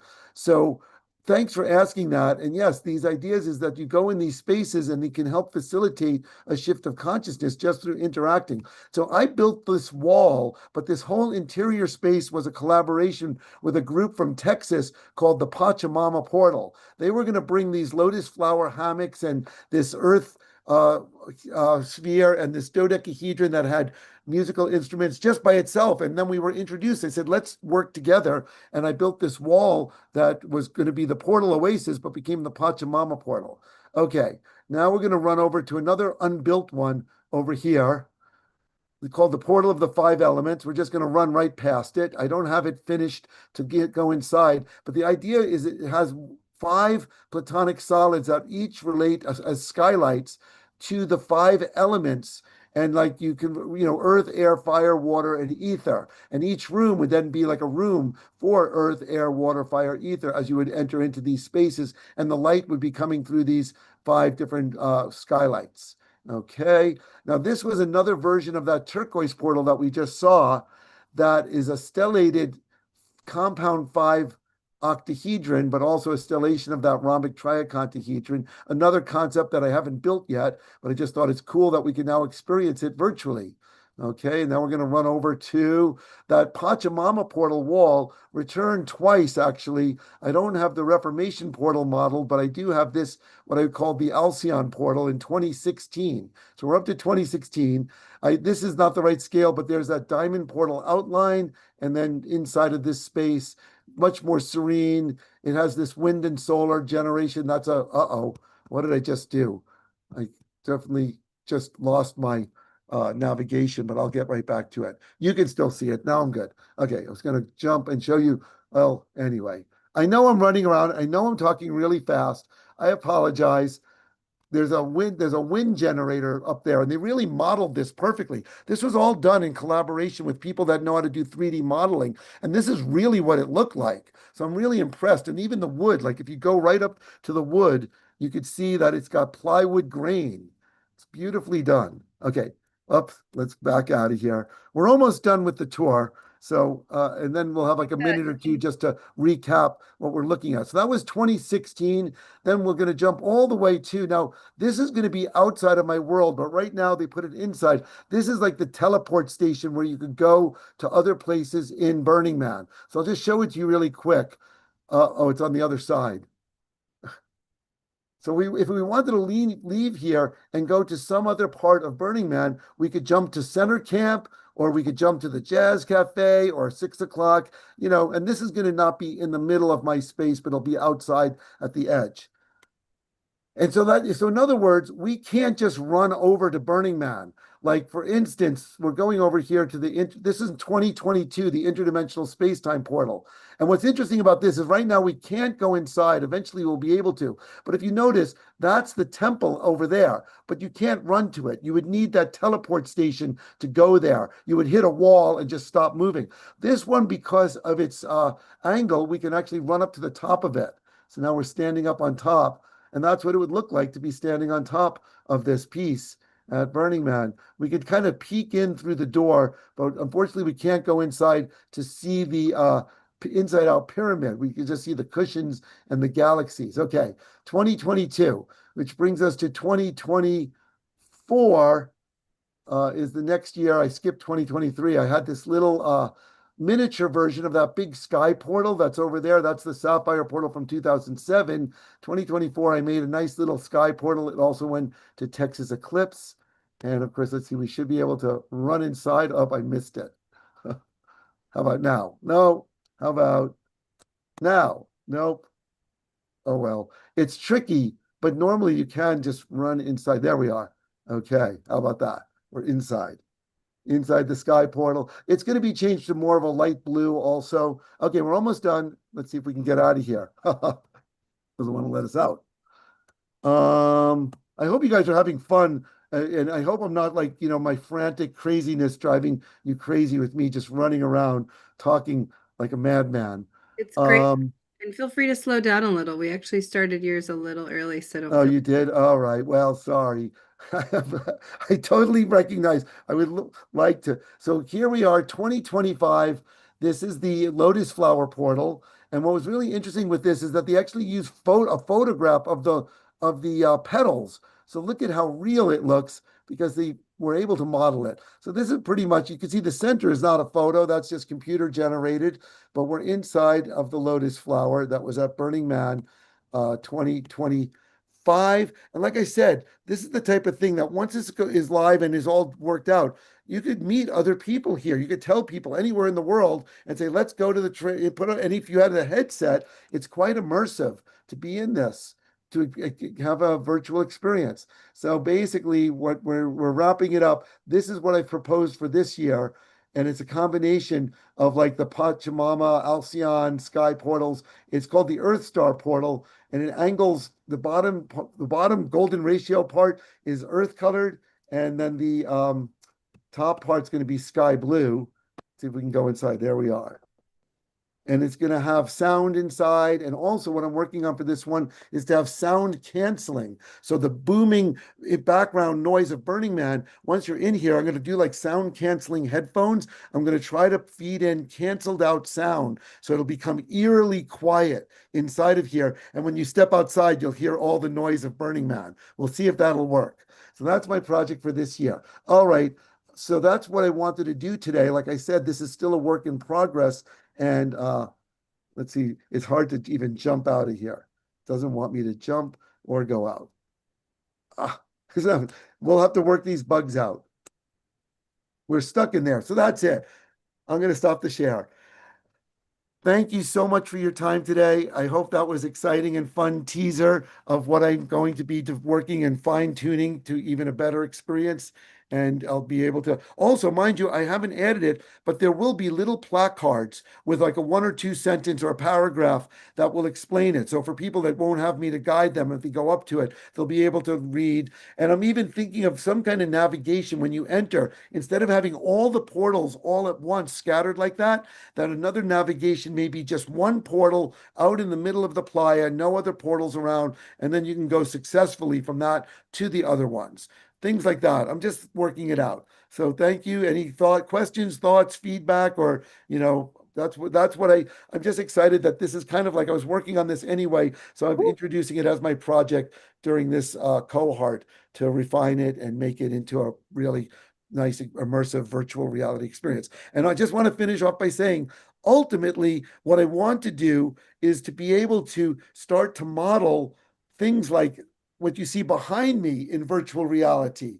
Or for instance, this 12 spiral city that's not very organic looking, but to be able to go into these future environments virtually and be able to work and develop them. So that's my ultimate goal with learning to work with virtual reality, is to be working on regenerative, beautiful environments that are immersive, that we can experiment how we want to build our future eco villages and eco cities virtually before we actually go and start to build them, to get the feel of it.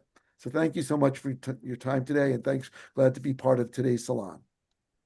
Thank you so much, Harlan. We really appreciate your contribution. And I just want to say, I had the pleasure of getting to have a teaser before the teaser, and some information that I found really interesting was kind of the vision that you have for how this is going to live in the world in future iterations as like a marketplace where people could purchase your plans, your sculptures, as a community space for people to gather, which also dovetails with another project that I got to introduce, Sarah and her geodesic dome. So she's has also a virtual component that maybe you guys could partner on. I'm just seeing so much synergy there. And, you know, one of the beautiful things about this group is just the multidisciplinary nature of the projects, of like how the multifunctional aspect of what you're creating. And so I just wanted to speak to that because I know that like this teaser is a little bit purposefully mysterious, but that just really got my brain going. So I hope other people are kind of biting at the champ there, thinking about the possibilities of this world that you're building. I think it's amazing. Just finish up real quick then. First of all, thank you. The idea is that yes, if someone wanted to buy one of these, they could kind of first see it like that and pick which they like. But more than that is the way virtual reality is mostly used now. It's mostly, I think it's a lot of kids that are playing games in it. And there's all these different games in there. And so maybe, for the young audience to then experience this, because it's kind of an interesting use of virtual reality. That's not exactly a game, but an immersive environment with these geometries, colors, and there will be the sounds that I do have inside the portal. So once you go in there, you'll be immersed in these low frequency humming sounds or Tibetan bowls or different type of meditative environmental sounds and imagery. So yeah, I'm kind of excited to maybe be able to introduce it to people that would never have thought to go to Burning Man or to see the portals and have it as this, immersive experience virtually and take it from there. So yes, thank you for those points, Spencer. Really appreciate that. Of course. Thank you, Harlan, once again. And I'm just going to pass it now to George, who's going to intro our next speaker. Thank you so much, Spencer, for that. And next up, she won't be up on stage today, but she's prepared a little video for us of her work. Stephanie Schwartz is a multidisciplinary artist and photographer, exploring how attention shapes how we relate to ourselves, each other, and nature. Through immersive experiences, she invites wider perception, deeper presence, and renewed wonder.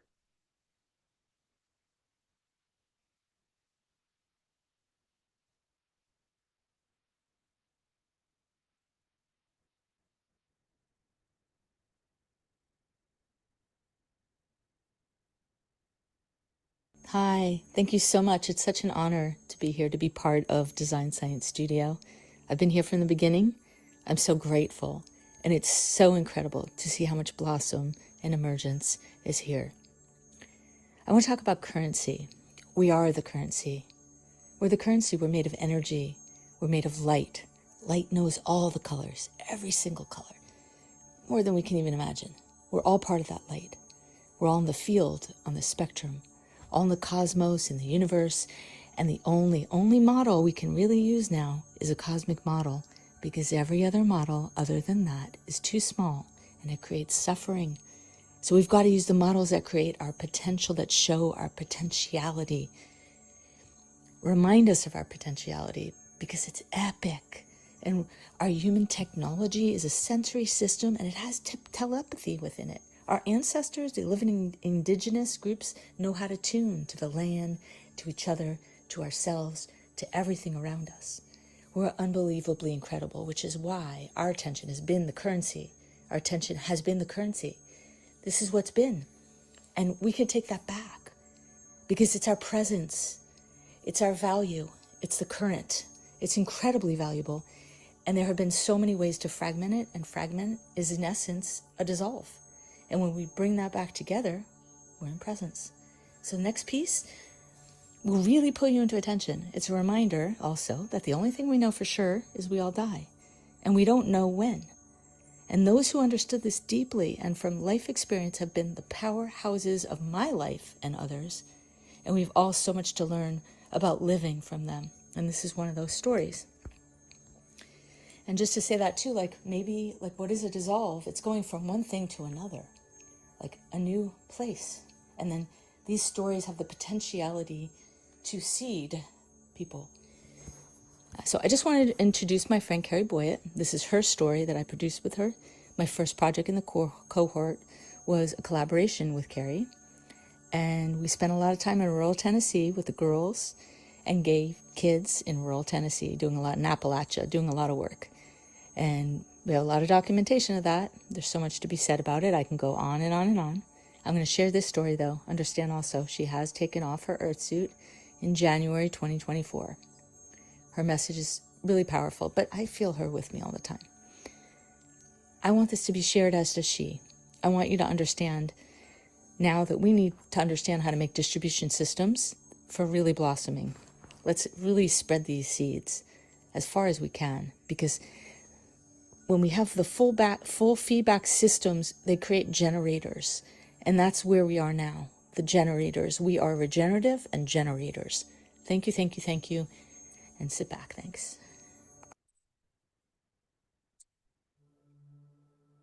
All right. I showered, so.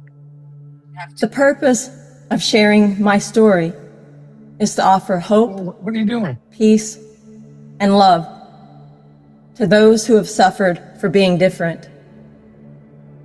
My hope is that this message reaches the hearts and minds of today's youth that have felt despair and hopelessness.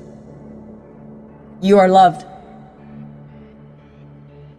On September 2nd, 2015, I died and crossed over. My name is Carrie Boyett. I'm from the Bible Belt of the South, and I'm gay. As I took my last breath, my eyes closed in death, and they opened in a beautiful, radiant, white, limitless light. It was crystal clear. My physical form was no longer a human form. I was a light body.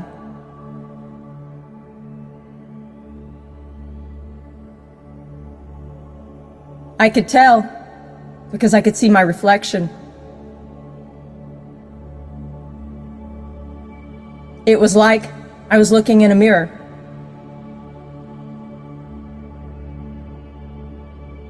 I found myself pulled up through the light at an accelerated rate of speed. It was like I was being sucked through the air by a powerful, yet gentle, loving force. I wasn't afraid, though. All I could feel was love. Love so powerful that I knew I was going home. While continuing, I was stopped by my grandparents, who came out of the void. They were luminous light bodies that I could recognize by their energy. I could feel them. They were apologetic. They were sorry. Through telepathy, they said that now that they are on the other side, they understand. They understand that by being gay, I had to live in terrified silence during my childhood. That by being gay, I lived in fear in my own home. That by being gay, it meant that my sin was unique. I was an abomination, destined to the lake of fire. That by being gay, I was also targeted, attacked, and left for dead on the street. I understood what they were telling me. They said it wasn't my time, and that I needed to go back. They radiated love through their energy. I accepted their apology. I said, I love you too, but I have somewhere else to go, as I affectionately shooed them away.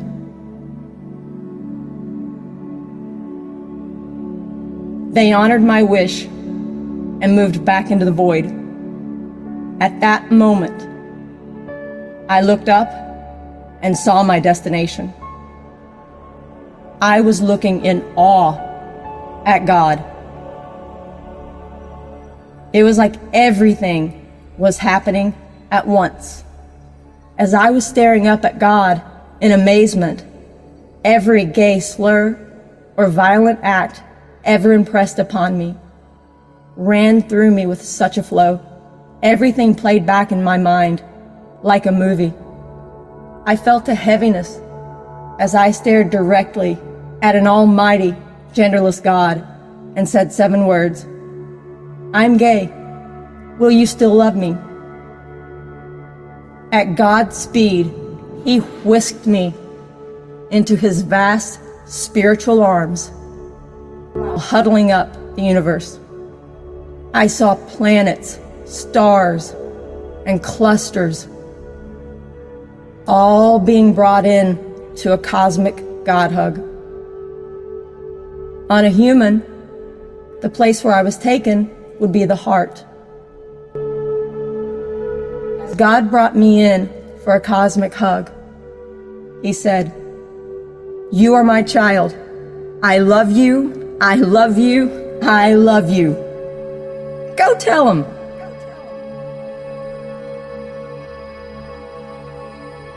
At that moment, my grandparents ran into the light,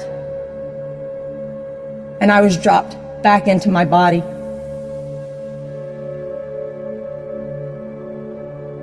That's why I am here today.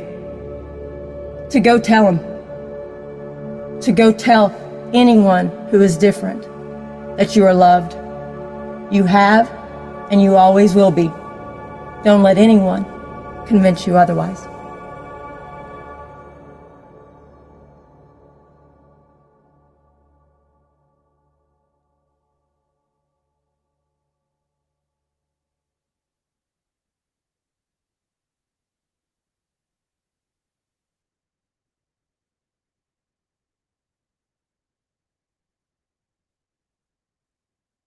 I think we can all appreciate those words in the video that Stephanie shared.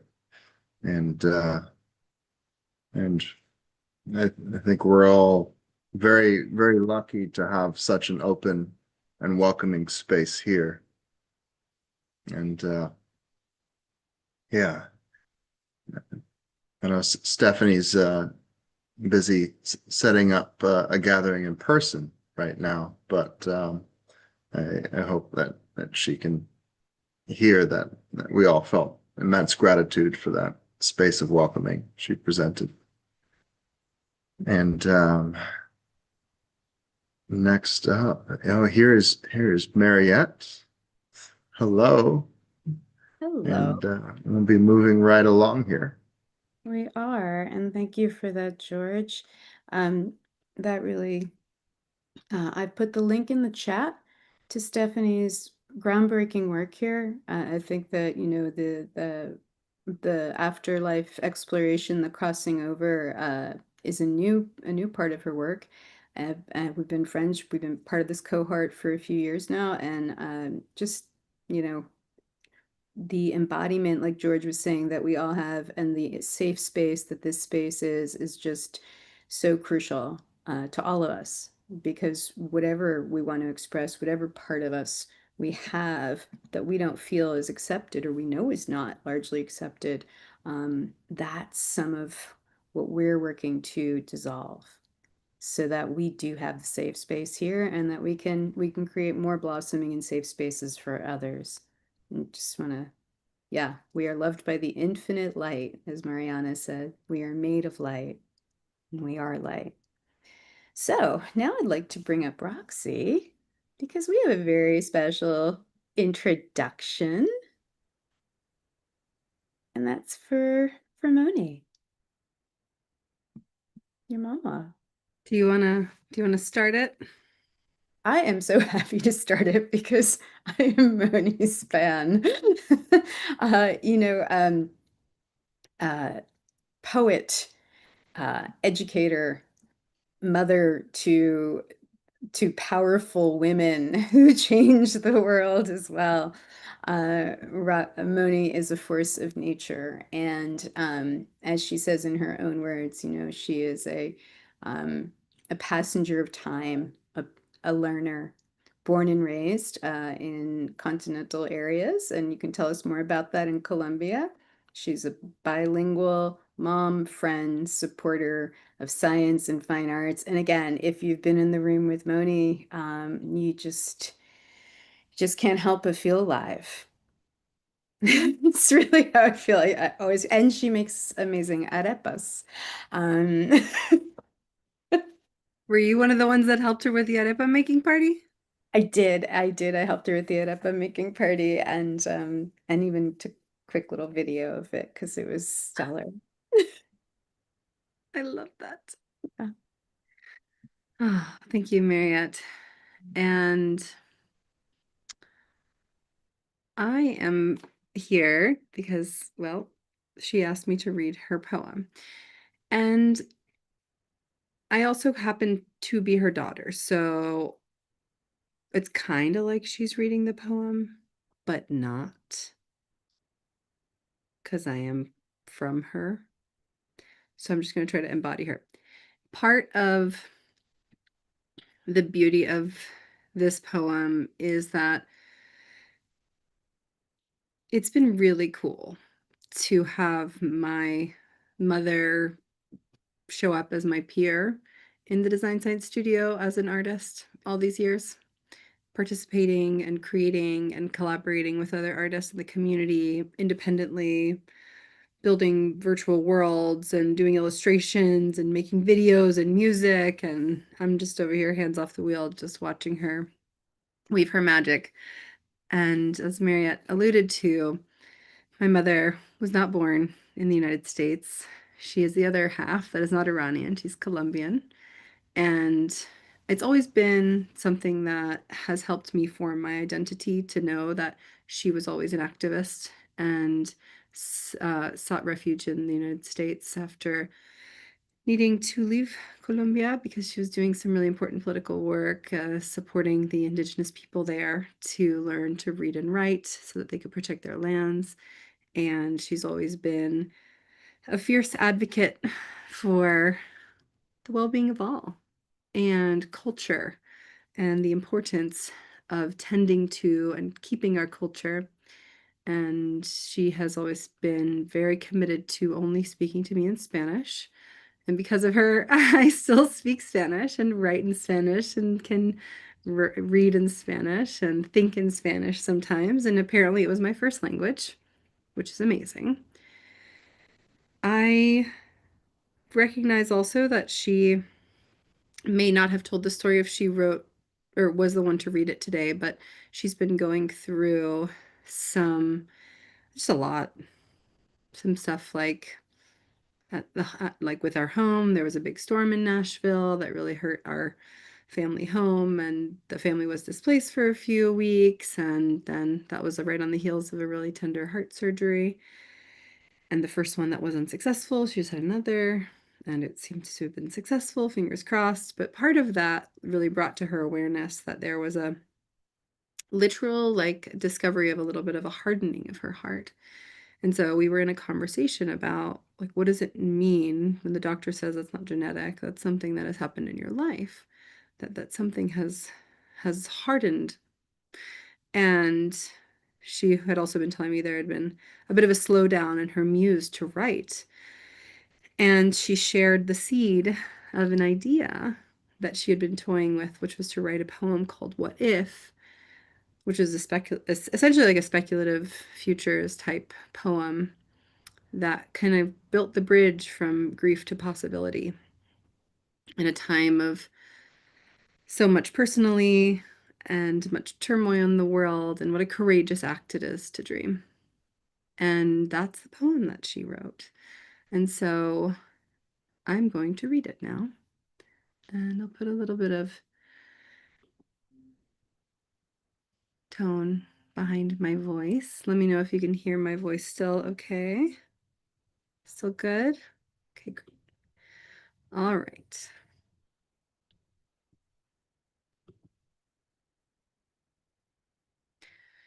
This is a poem called What If by Moni Eugenia Shohadaee. She wrote it on the spring equinox at midnight. What if everything is a dream? I wonder as I recalled my last thought before closing my eyes. I rose alongside the sun this morning, and a wind of warm peace filtered strangely through my foggy window. I pushed myself to walk and dissolve my dreams. Singing birds and spring flowers came along as I stepped across a common, cracked, and familiar sidewalk. I stopped and I closed my eyes and I wondered, what if instead of concrete sidewalks, I could suddenly find a road made of blooming flowers? And at a distance, I could see children playing, oblivious of the harsh truth of an unwanted reality they were inheriting. I walked back and I sat quietly under a weeping willow. I closed my eyes and I dreamed again. What if around the corner was a crystal city awaiting our arrival, where we could stop being invisible and be seen for what we really are, where we are, invited to share the hand-picked fruits from a collective garden that we all tend together? What if we could find cascades of crystalline, clean waters that could refresh our faces after a collective harvest? What if we decided to stand firm and walk forward, lifting books, lives, and dreams instead of weapons of war? What if we could, together, break the sound of fear and the deep pain of silence? What if we could raise our collective voices and build communities of hope, with musical rainbows serving as bridges of love and understanding? What if we could dry every tear from the hopeless faces of every crying mother?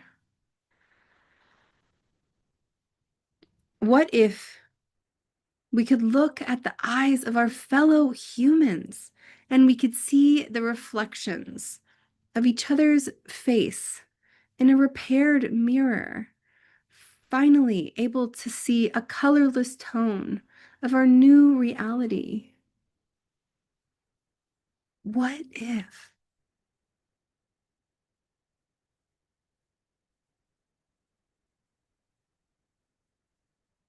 What if?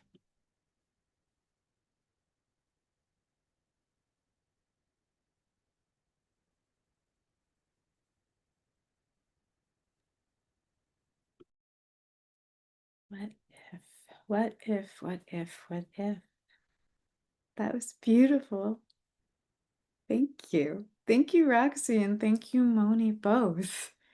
You know, it is just been so special to come in. And when I realized that there was a mother with a daughter and holding this type of, like you said, this equitable space together, this total coming together as humans, as creatives, I just knew it was special. And this evening, you've once again, both of you, and there are others. Miriam, who does our website, Design Studio.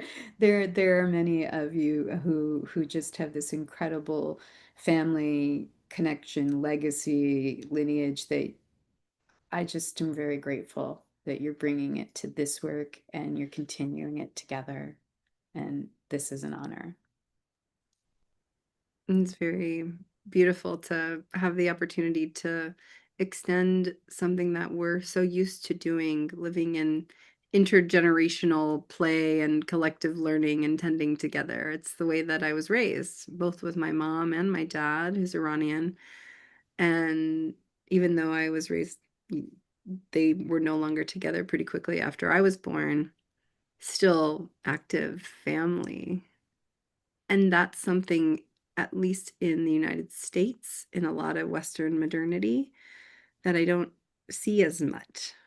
This intergenerational playing together, deep respect, honoring of the wisdom of our elders, and like also leveling the playing ground and knowing that the young people are so wise and that we can all hang out all the time and that it's cool and fun and amazing and wonderful. And I literally just don't see age really. It's so wonderful. I like have no idea how old most of my friends in the design science studio are. And then sometimes I find out and I'm like, wow, we're 30 years apart. And it doesn't feel that way. I mean, I acknowledge their wisdom. It's so nice to get to be in another space outside of my family that feels like that. Because there's other communities that I'm a part of that feel a little more ageist or ableist or I don't know, cool kids. This is this is some cool kid stuff right here. A different kind of cool kids, you know? I mean, I also, yeah, I just really, this part that you brought up also resonates deeply with me, because of my own background of, English not being my first language, although it's my dominant language. And, it comes from the mother lots of times, right? Because it's from the holding of the child, and it's those first words. You learn to say mama with whatever lilt in the voice that mama brings. And that honoring, it's part of our decolonial work. It's part of all of our work. And I know you both know that. And it is just so special because yeah, that ageism, as I also climb up in age, I'm super grateful. And I do think that, those of us who are climbing in on one side, and those of us who are just getting started, like this is a beautiful experience to not have to feel like you're going to be defined by something that doesn't define who you are. Yeah. And also invites us to honor and love and revere our rites of passage together. We had grandmother Lene's son come the other day, and she was like, cool, you can call me grandmother. Right? And so we sat and we listened to grandmother, and it was beautiful. And it's Yeah. so special. It's so To special. be held by, yeah, to be sorry, we're talking about, but like to be held by grandmother. And it's just like that, it is so special. And to be held by Bucky and to be held by the train and all the visionaries of all time. I It's just amazing. want to train. I just, just want to. It's true. It's true. And this is the thing. This is how we hold each other in every stage, right? Because we don't get to livingry from weaponry without the what ifs. Mm-hmm. And these are the powerful what ifs that we're all bringing to the table. Thank you for the opportunity to share. Yay. Yes. Okay, so who's up next? There we go. I'm gonna bring Spencer up, I believe. And you're gonna help me bring the next person up. Who are we bringing up, Spencer? It looks like we have another artist. Surprise, surprise.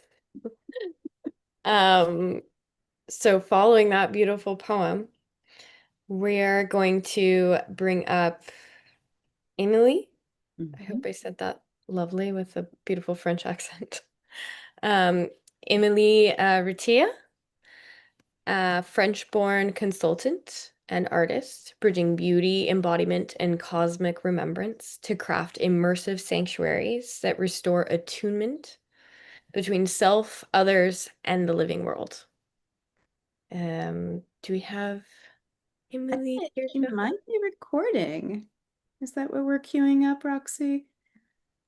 I know that Eve did a tech check with Emily recently, and I wonder if they are still in there doing said tech check. So let's take a peek at our technical rooms. I know that Emily has been hard at work editing this piece that she's going to share some of. So exciting. Recorded it yesterday. Mhm. We did an in-person. And what I can tell everyone, while Roxy's Oh, I see her. we'll locate her. She's in the tech check. I'm going to go get her. Okay, go grab her. So I'll let you intro her in just a second, Spencer, but I will say that I had a little sneak peek into what Emily is going to share with us today.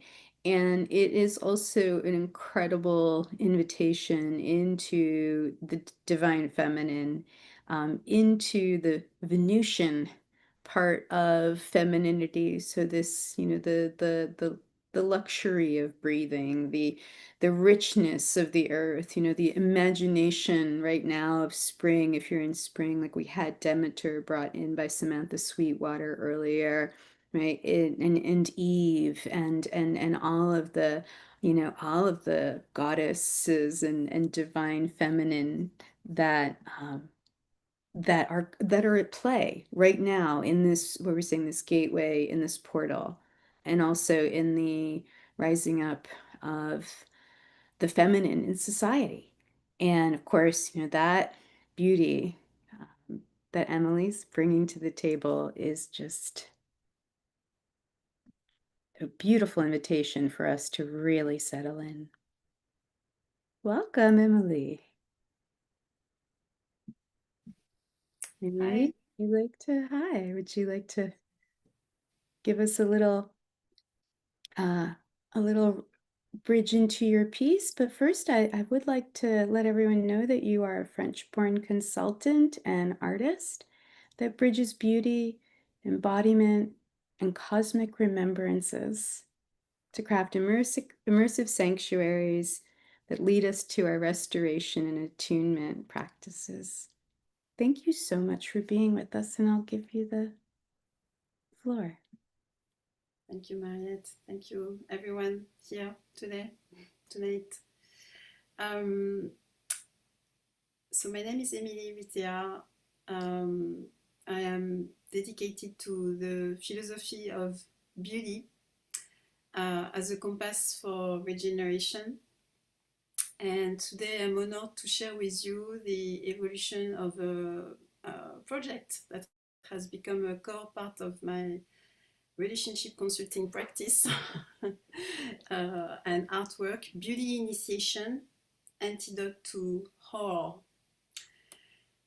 It's an immersive art installation, an invitation to shift from the noise of survival into a regulated state of awe, recognizing beauty not merely as an aesthetic, but as an essential medicine for our times, a philosophy of life.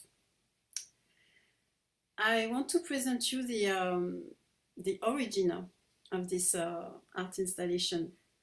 It was born from a potent transmission that I received late last year, a call to recognize beauty as a life force and a vital antidote to the horror that is within us and all around us.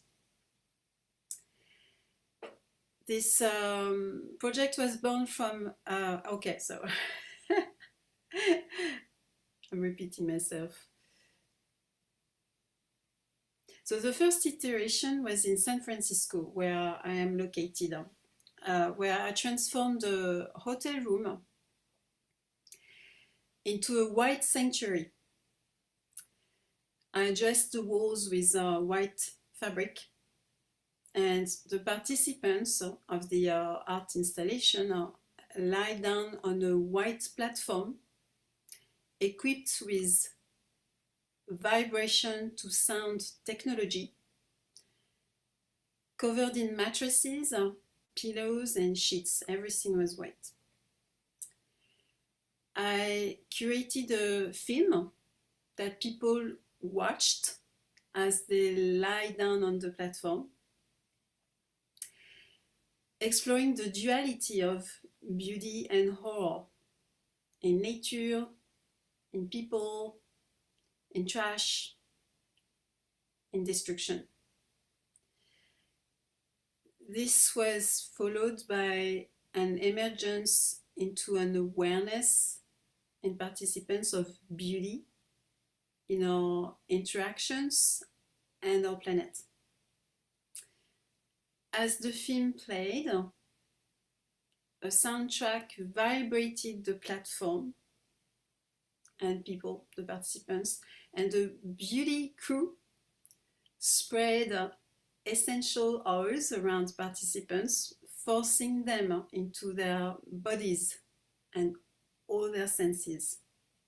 So it was a very somatic experience.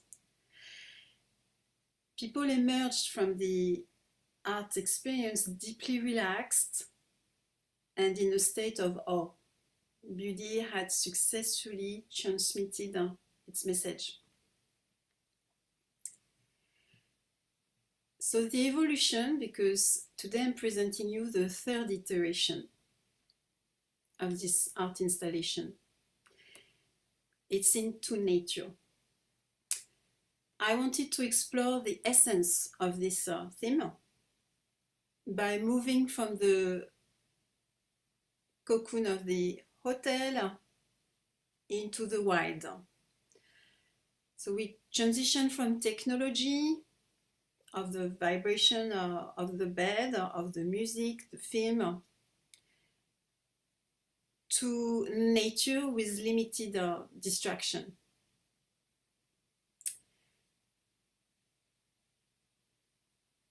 So the journey begins, and I had that activation of this installation yesterday, actually, here in San Francisco, in California. So the journey begins with the silent walk with the participants, who are all dressed in white. I'm dressed in white as well. And we are invited into our interiority and a direct connection to nature with limited distraction. As you know, many of us go on walks in nature and talk about work, talk about our relationships. So with silence, we are forced into some discomfort and presence and attunement with self and our environment. The participants are taken into a deeper somatic experience where they lay down at an activation station after the silent walk, the first part of the walk. They lie down on the ground, again amidst white sheets and pillows. And in this silence, I transmit the philosophy of beauty as an antidote to horror within and in our world. I read to the participants some original analog stories that I wrote, a journey of reflection on our choice to live with beauty. This is followed by a guided meditation, still lying down on the floor, a portal that activates the remembrance of beauty and our invitation to amplify it in our daily lives and to use it as medicine, an antidote to horror. After this activation of beauty and its philosophy, we go on a second silent walk. Now equipped with this new medicine, participants experience themselves and the environment differently. We return to the activation station after this second silent walk to share our experiences, grounding and integrating the transmission in our shared humanity. I want to invite you to experience a glimpse of this third edition beauty initiation antidote to horror, an immersive art installation in nature. And I see I'm a little behind. My apologies.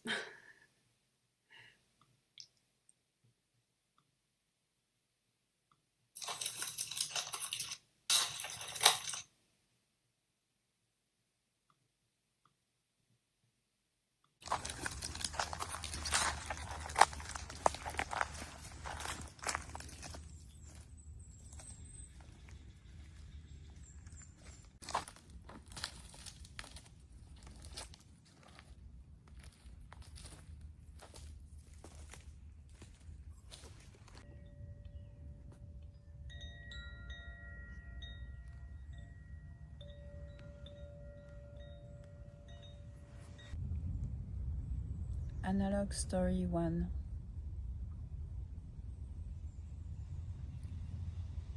Horror is when you rush, when you act small, when you people please, when you suppress parts of yourself, when you doubt, when you act selfishly, when you cling, when you act mindlessly, when you have no heart for others, when you refuse to accept what is, when you play games with others, when you lie to yourself, when you are impatient, when you are unfair to yourself and the world around you, when you are imbalanced, when you judge self and others, when you lack integrity,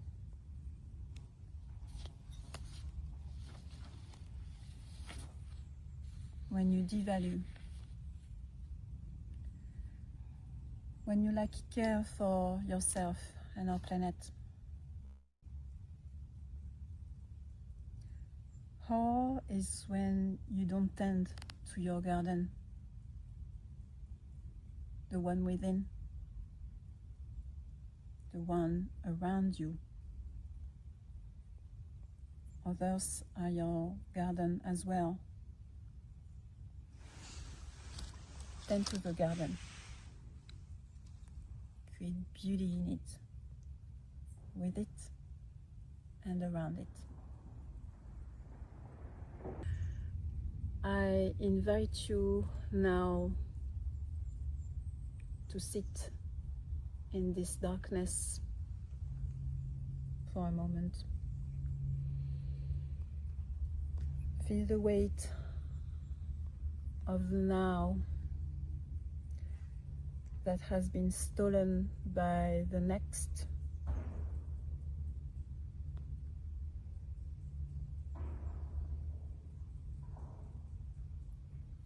Notice the resistance.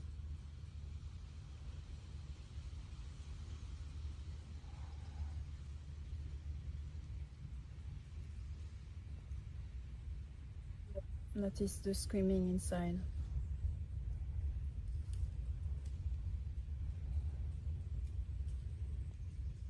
Notice the chaos.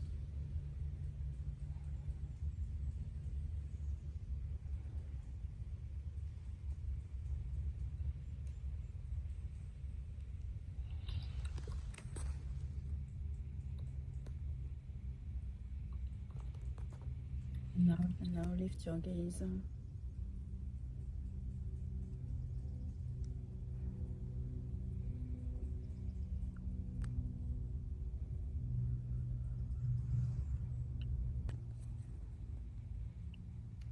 Analog Story 2.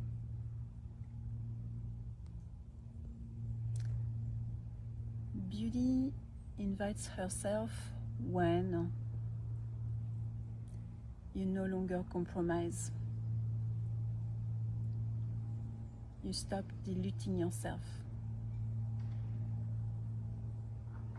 You cease to follow, to fit in and belong. You drop all your masks. You end your devotion to righteousness. You turn away from your habitual busyness. You let a cacophony of worries and concerns melt away. You realize the absurdity of conflicts. You are no longer at war with yourself.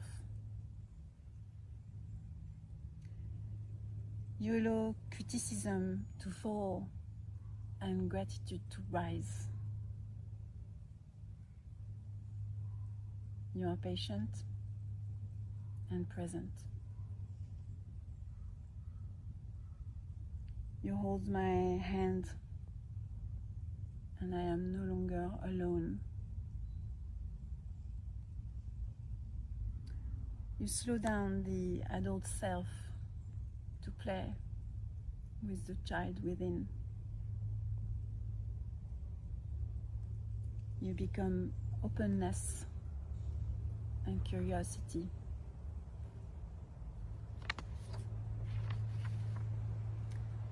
You paint the life you always dreamed of with pastels and neon colors. You let yourself be seduced and enveloped by nature. You chant the joy in your heart. You allow yourself to enter the stillness of your soul.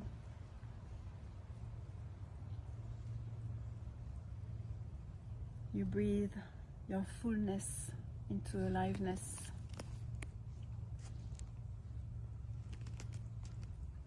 You shine as the star you were all along.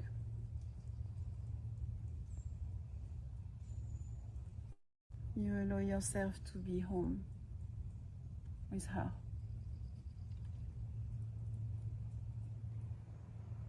Beauty is medicine, the antidote to horror.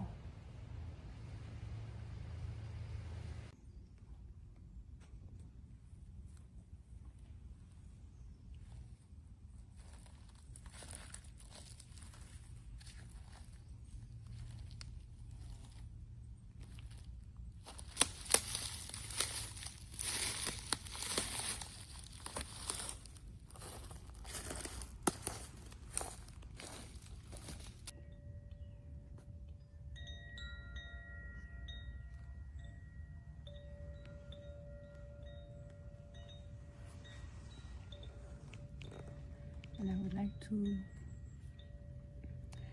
ask our experiencers to take turn sharing about their experience of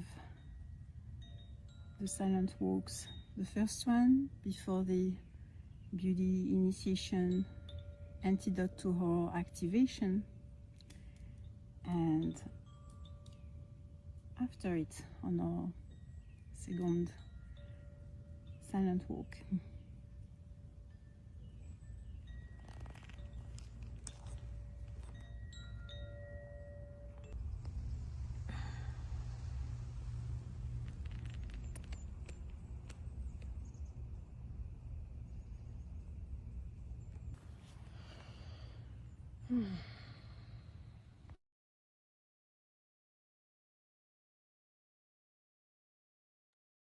Wow. Wow.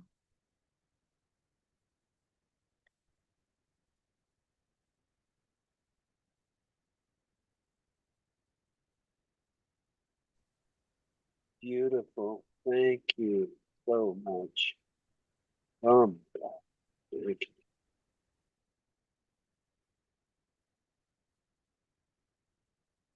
Thank you so much, Emily.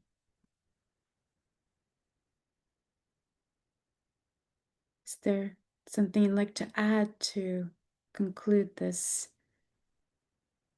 ritual, this beautiful experience and activation you've brought us into?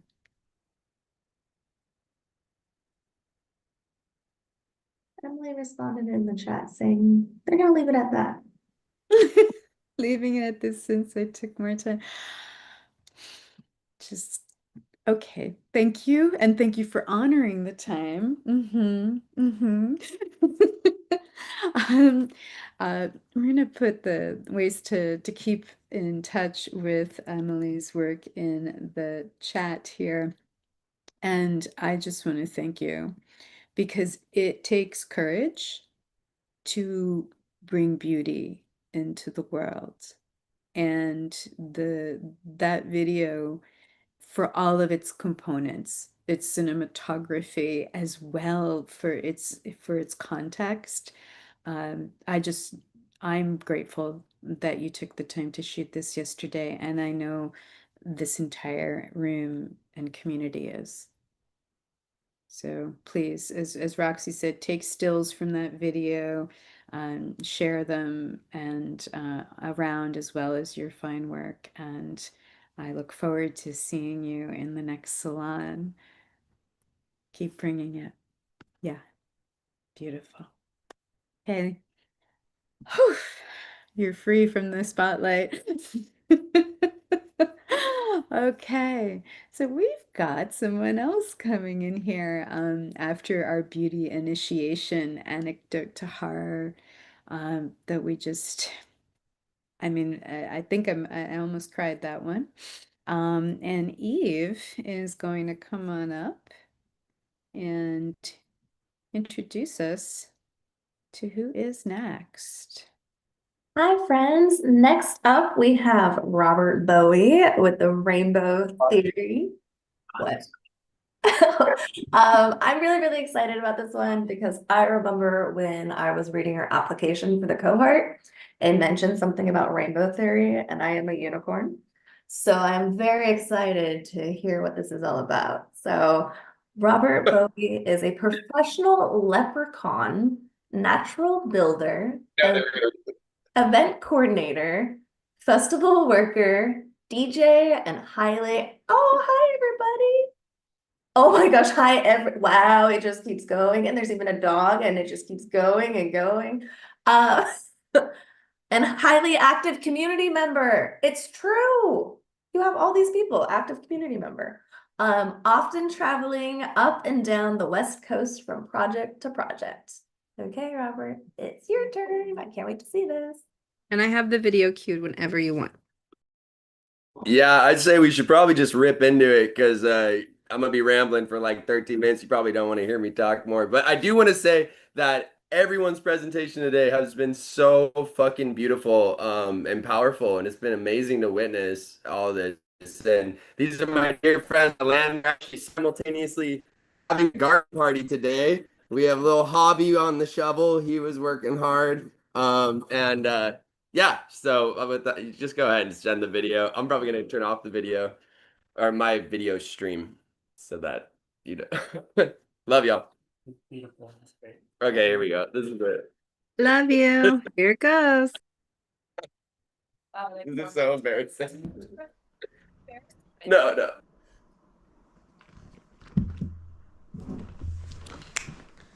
Hello, my name is Bobby Bowie. I love rainbows because I am a leprechaun and I live in a dome.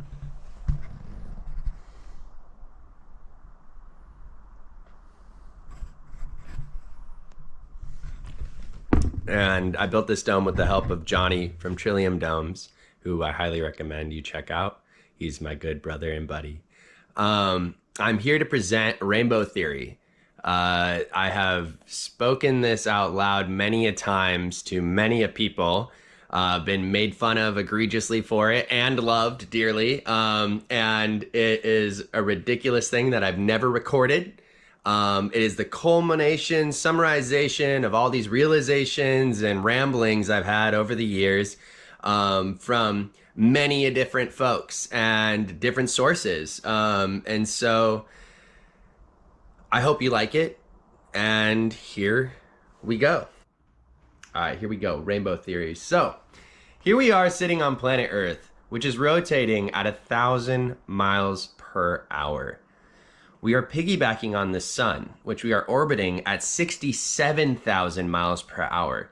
Now the sun itself is moving at 500,000 miles per hour around the Milky Way, which is moving at 1.3 million miles per hour. Now we know that the cosmic speed limit is the speed of light. And it's likely with this exponential acceleration that we are sitting within that we currently are moving at the speed of light. Yet we are in utter stillness. How does that work? So E equals mc squared, right? C squared stands for the speed of light itself. But you could also say that that C stands for consciousness. Light and consciousness are very similar in a myriad of ways. The basis of life is photosynthesis. You have the combination of sunlight and water and CO2. What happens when sunlight meets water? It refracts. The same process that creates rainbows. Life itself is a living rainbow. The circle of life is a spectrum that we exist in. A species is a repeated image, or a fractal, if you're familiar with the term. A fractal is a self-similar image that has slight differences that add up over time and change into all sorts of things, infinite things, right? So we are in fact a refracted fractal. Life is a continuum of consciousness expressing itself into a myriad of form, condensed, refracted light in form. We are all light, yet biodiversity is our greatest strength. Our differences are our evolutionary strength and ability to adapt to this vibrant world.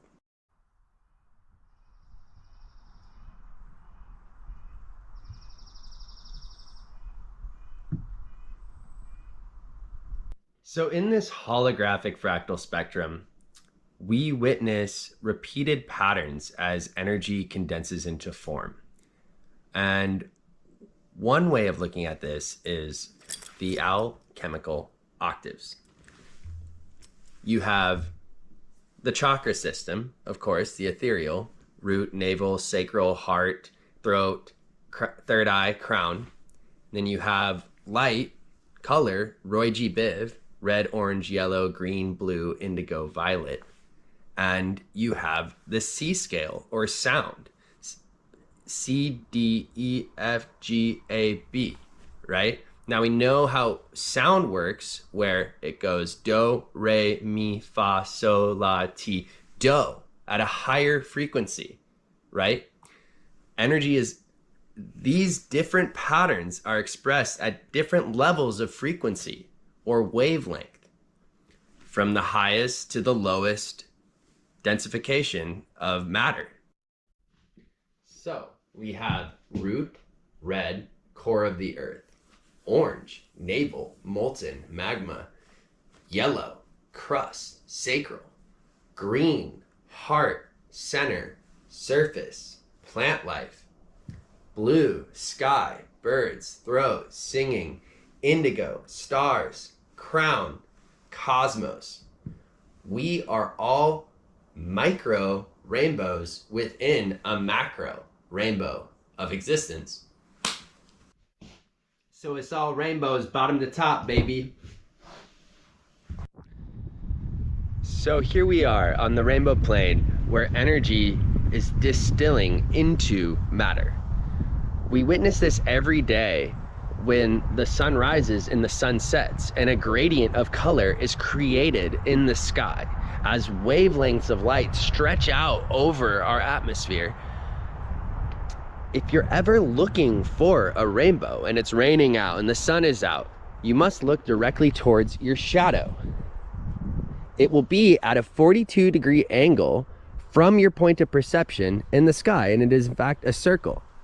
The rainbow exists at the precise midpoint between light and shadow.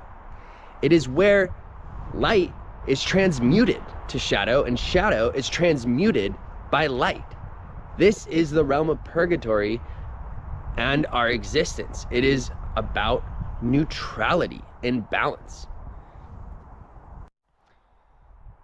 This is why you can't have rainbows without rain. We exist at the intersection of duality. The rainbow way is the middle path. The portal of the rainbow is directly into your shadow.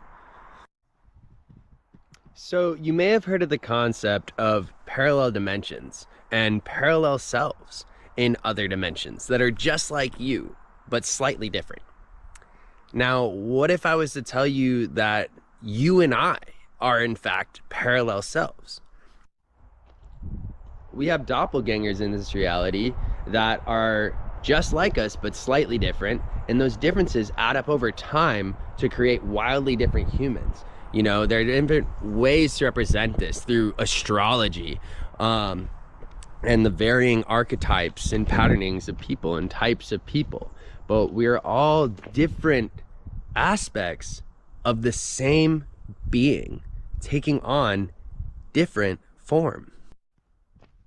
So let's say that you and I are sitting in a room and we're back to back, or we're facing each other and we're having a conversation. I could tell you that there is a Zoom in this room. And you would say, that's not true, there's a van. Now we could argue infinitely about whose reality is true, whether there's a Zoom or a van. But in reality, both realities are true. And if we are to listen to one another, we can see 360. Now the Buddha's head is pictured in paintings and statues as having multiple faces. Eye, nose, eye, nose, eye, nose, or vice versa. We are each one of those faces, looking out at a different angle of perception. Another way of putting this is a diamond has multiple cut edges, or facets, root word face, et. When light is shown through that diamond, that light will be projected at those different angles of perception. We each hold subjective truth and aspects of the truth, yet the objective truth exists at the center and all the way around all our truths. So the problem is humanity is divided and conquered. We are lost in translation. Our truth systems are fragmented through religion, science, and fundamentalism of ideas, my way or the highway, when this just isn't the case. Everyone and everything has aspects of this beautiful truth in this radial, symmetrical, spatial, spectral, wild world. And we gotta listen to one another. This is the nature of duality and binary thinking and polarity. We can only ever see one side of the coin, but there's two sides of the coin, and truth is paradoxical. Since matter can't be created or destroyed, consciousness had to divide itself into multiple entities in order to have a friend and to learn more about itself through listening to itself with varying perspectives. The dance is how we balance the immaculate beauty of this planet with the immense suffering that also exists, and how we alleviate that suffering and also not keep our head in the clouds. how we stay grounded in this middle plane of existence and hold both these worlds delicately. I think the best word that we have in the English language for the universe is art, and that beauty is in the eye of the beholder. Things are beautiful and ugly and sad and happy, yet all exist and are valid. So I could ramble on in repetitive rainbow revelations, but that is essentially the essence of what I am trying to say. Is that we are all beautiful rainbows within rainbows, and everyone's perspective is valid and beautiful. And this is merely a metaphor and a working theory that is a combination of many ideas and is changing all the time. Just one way of putting it. A lot of this isn't, I'm not claiming to be a scientist or having it figured out. This is just poetry.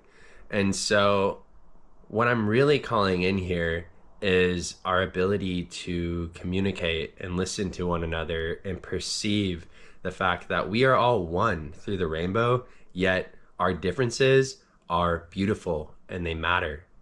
And we should embrace them and love each other in our differences, yet also perceive how similar we truly all are.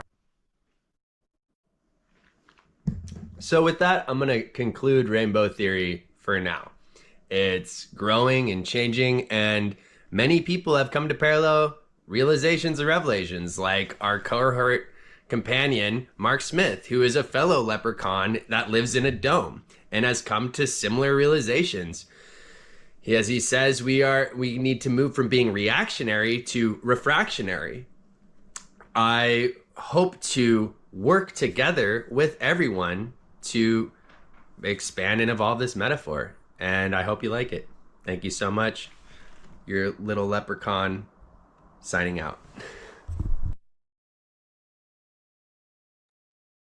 That was adorable. I don't know about y'all, but I was just squeaking away over here the entire time. Amazing. I am so glad that you finally filmed it. Good job. I know you were nervous about it, but it came out really well. Like it came out really, really well. It kind of made me think of like one of those like cool, like you were like a cool kid that was making one of those like, here's what to do as a teenager video. And you're like dropping this great wisdom on them about like the world and perspective and stuff. Like, good job. Very good job. Well, I wouldn't have done it without your encouragement, Eve. Thank you so much for being like, you got this. You should just do it. And I was like, I don't know if I can do that right now. I got a lot on my plate. And you're like, do it. And I was like, okay. So I made that yesterday. So bear with me. I made that yesterday. It's a bit repetitive, but it seems, yeah, but this has all been very repetitive because so many of our ideas parallel one another, like the whole day. It's like, it's really beautiful to see the synthesis and symmetry and symbiosis amongst this whole cohort. And yeah, and we're talking about doing garden parties, and literally my friends are out there doing a garden party. And yeah. And now we have both of the leprechauns on stage. Roxy, I feel like this is you doing this. Oh, Yes. 100%. Okay, Bobby, this is for you. If you were here, this would be hanging in your dome. This is from Deborah, my partner. These are rainbow catchers that anybody leaves our dome, we say, you've been domed, and you leave with a rainbow catcher. There I you have go. one. Yeah. Yeah. Mark, that is great. And it really needs to be acknowledged that like we truly are doppelgangers, leprechauns across time, preaching the same thing. Like we are two parts of the same self, and form. And it's wonderful and crazy that we're both leprechauns and domes. Like and that we both do this program. And that it's And just we're a always wild chasing rainbows. Yeah. My rainbow catcher is making rainbows right now. Thanks, Mark. Yeah, that's right. It's done his Harlan's got a setting, it's rainbow hitting catcher it. too. I've got rainbows all around my kitchen. Wonderful. So much rainbow love. Oh yeah, you definitely blew my mind like at least 4 or 5 times. Like, good job. Yeah, that's great. Yeah, very good job. So next Hold on. I can't. This is too good. I'm obsessed with you too. It It is so cool. I'm like, whoa, there's more than one of you. This is amazing. I'm sorry. It's like the coolest shit ever. Like, what is happening? We were talking about doppelgangers. I mean, it is Yeah. you're both obsessed with rainbows. You're both leprechauns. You're both really smart and nerdy, and like also fractal, and also It's a day of the dogs. list goes on and on. They both live in domes. They both live in domes. It's kind of weird. It's kind of weird. World's kind of weird. My friend Tyler Hansen. My friend Tyler Hansen, who's one of our advisors, he's like, this work is really about finding the others. You know, when the other is like so hyper specific and you find each other, you know it's working. You know it's working. What a That gift. was a great download. That was much wisdom you dropped, Bobby. Thank you. More of that. Oh, I could ramble on. I could ramble on, but I will spare you all. Well, I'm looking forward to our in-person time so we can have many a ramble, unfiltered rambles to come. Thanks, friends. Also, y'all are amazing. Thanks for tending to the garden together. That's what we're all doing, right? We're just tending to the garden. Untangling rings. Oh, Yeah. Bobby, the baby. Oh. Amazing. Blessings, blessed. Thank So you cool. all. Thank you, Bobby. You're incredible.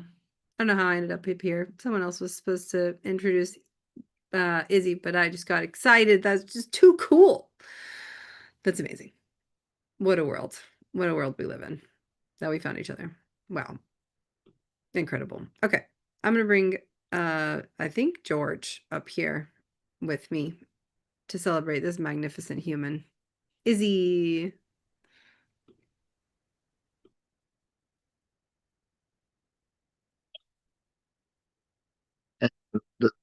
Here. I'm off mute. There you go. Well, everyone give a warm welcome to Izzy Niedemowski. Izzy's a creative being whose work sits at the intersection of art, science, spirituality, and culture, welcoming us further to expand ourselves through immersive art installations and conceptual designs. Welcome, Izzy. Thank you. Yay. I'm so excited to be here and to share my most recent iteration of an art installation that I've been working on for the past few years. And also a newer installation that I just worked on the first round of yesterday, so last night. And so it's been a very busy past 24 hours with that, and I'm really excited to share how that went, and hopefully the blueprint for future designs of this art piece. So the first installation that I'm going to share about is called the Chrysalis, and it is a geodesic dome structure that is an intentional space for reflection and personal transformation for human beings to undergo their own journey of metamorphosis from butterfly or from caterpillar to butterfly. And it has had multiple different versions. There was a PVC version, a couple different kinds of that, and then I ended up doing a wooden dome, and that is what it is currently. And it's been a really beautiful journey over the years working on it and bringing it to different spaces for people to have transformational experiences and to be a part of people's journeys, and sometimes to be welcomed in and told stories about their life experiences and what they have experienced or have been going through. And it's been super powerful and profound to be a part of that and to support them on that journey. And so I'm going to share a couple of videos and a photo. So the Chrysalis installation was inspired by my own journey of grief back in 2022 when I first made it. I had just lost my little cousin and was going through a lot of very deep grief in my own life and familially with all of that trauma. And the chrysalis came about as a space to transform that and to put our energy into something beautiful. And I was inspired by the journey of the butterfly metamorphizing from caterpillar state to butterfly state. And that death is not an end, but just a transition. And that we go through many transitions in our lives, some smaller, some bigger, and creating an intentional space for that. And then I also had the opportunity to be connected to a group of people who were opening a storage unit of all this stuff that this woman had collected over the years. It was the Guinness World Book of Records, like 2002 largest collection of butterfly themed objects, I think, at some point. And so it was a very large amount of objects and they didn't know what to do with it. So we donated a lot of it. Some stuff went to museums, internet archives, and me and a few other people were able to take a big amount of the stuff, and I was able to make art installations out of that, including the chrysalis. And so that is one of the ways that I was able to have synergy in creating this and to be able to share all those objects with anybody who comes through and experiences that, and sharing that legacy and that journey with everyone. So to share.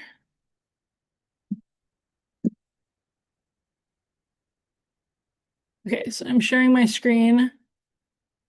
And this is at Mabuhay Gardens 2 weeks ago for their Solar Punkification 2026 event. And very grateful to everyone in DSS and all of the folks there. I'm going to play the video and then I can say it as I go.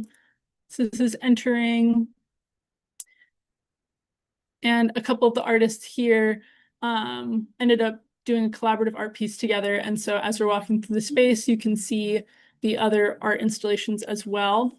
So on the walls here, there's all these signs. These are part of the work of an artist who has created a installation called Vulnerable Rally or Vulnerably. And that is a way for people to process deep things within themselves, bring them to light, and to release them. And then if I pause this really quick, you can see here is a structure that people are attaching leaves onto. This is called the wishing tree. And so the three of us ended up doing a collaboration along with some other people from Solar Punkification. And super grateful also to Bobby for facilitating that connection. Very grateful. But then if we keep on going. And so this is the dome. There's also a lovely screen to watch videos and presentations. And then we enter the dome.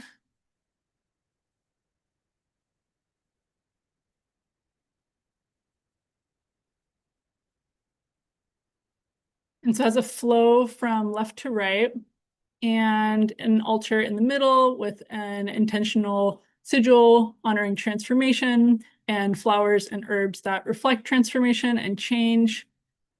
And then people have a basket and pens, and there's a sign that lets them take 2 pieces of paper or more if they need.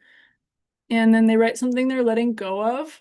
And there's a little caterpillar statue and the bucket so people can think about their caterpillar state and their caterpillar selves and write a response that is reflecting that, what they're letting go of, what has served them well in the past, but is no longer serving them in the future or currently, and what they can release to make space to grow.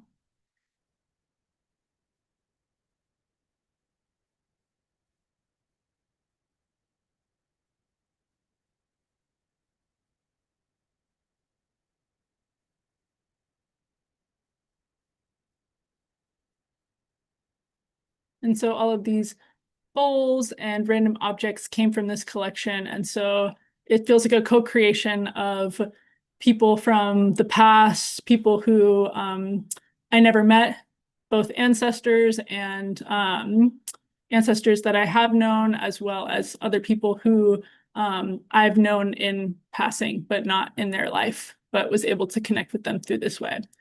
So then people write something they're transforming into, put that into the butterfly statue bucket.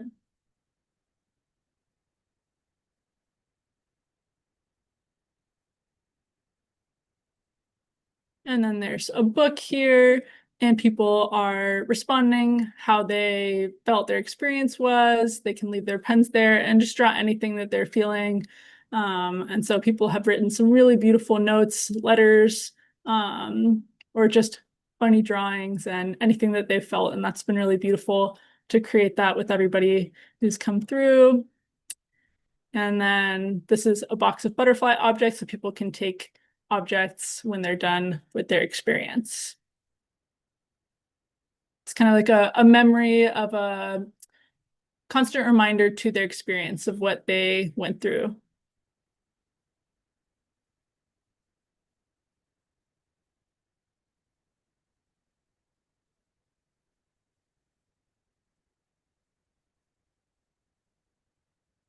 And that is the first video. Someone was telling me that they thought of the bucket at the end as a like prize bucket when you go to the dentist's office or something at the end, and I thought that that was really funny. And yeah, transformation is really hard and change is difficult, and I think it's important to make it a beautiful process and to hold space for it in a way that is warm and welcoming and caring for people, because we don't often have those spaces in our society to reflect and to heal and to transform, and it can so greatly change our lives for the better.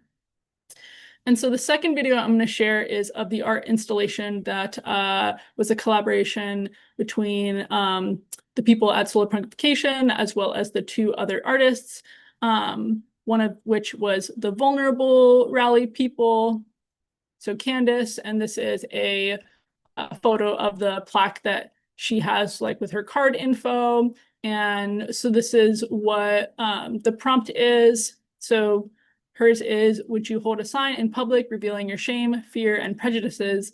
That's the question Vulnerable Rally asks of its participants. When these shadow parts are brought to light, it has the chance to free us and to create powerful connections between people. What would your sign say? And then people can post that on social media if they want, or just contribute to the installation. And so she helped write the prompt and a lot of the vision for the creation of this tree, which was, I was contacted by someone from Bernal Equinox to work on this collaboration with them that they were feeling influenced by the chrysalis, but with other elements as well. And so I was able to connect with Candace and Gabriel and bring in their ideas of this tree and the Vulnerable Rally aspect of it as well. And so that was super fun to work on that together with them. And it fit in very well with the Bernal Equinox theme, which was Cosmic Treehouse Axis Mundi. And yes, this is the very first prototype of that. And I think that I like the concept a lot. And it would be fun to try doing it again in the future with more time and more prep for it. But I think it went well. So this is the video of this round.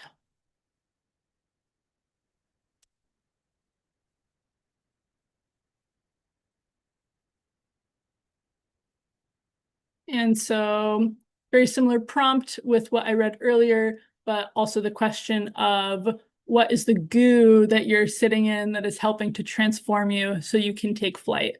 So thinking about that instead of what are you letting go of and what are you transforming into, but what is the goo that you are currently in? So kind of that in-between state and really focusing on that with people writing notes, and also the option for people to take Polaroid photos and then pin them to the tree like chrysalises hanging from the tree.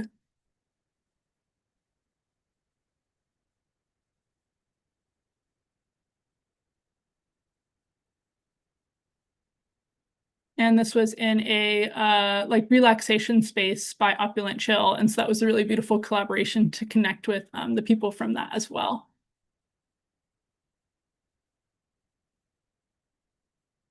Okay, let's see.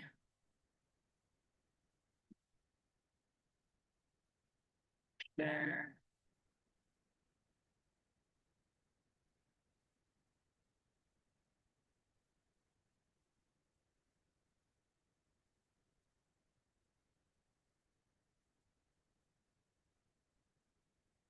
And yeah, thank you so much for listening to that and for all the beautiful energy and support over the years or in any of the iterations of the Chrysalis or on this most recent project. So yeah.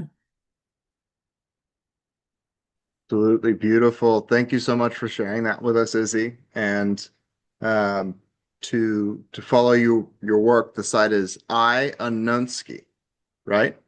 I'm going through a rebrand right now currently, Okay, so cool. things are in transition. They're in the goo state, I So guess. so stay tuned and we'll Yes. see more soon. How about that? Yes. Beautiful. Beautiful. And up next, I believe we have Roxy popping in to intro Arturo.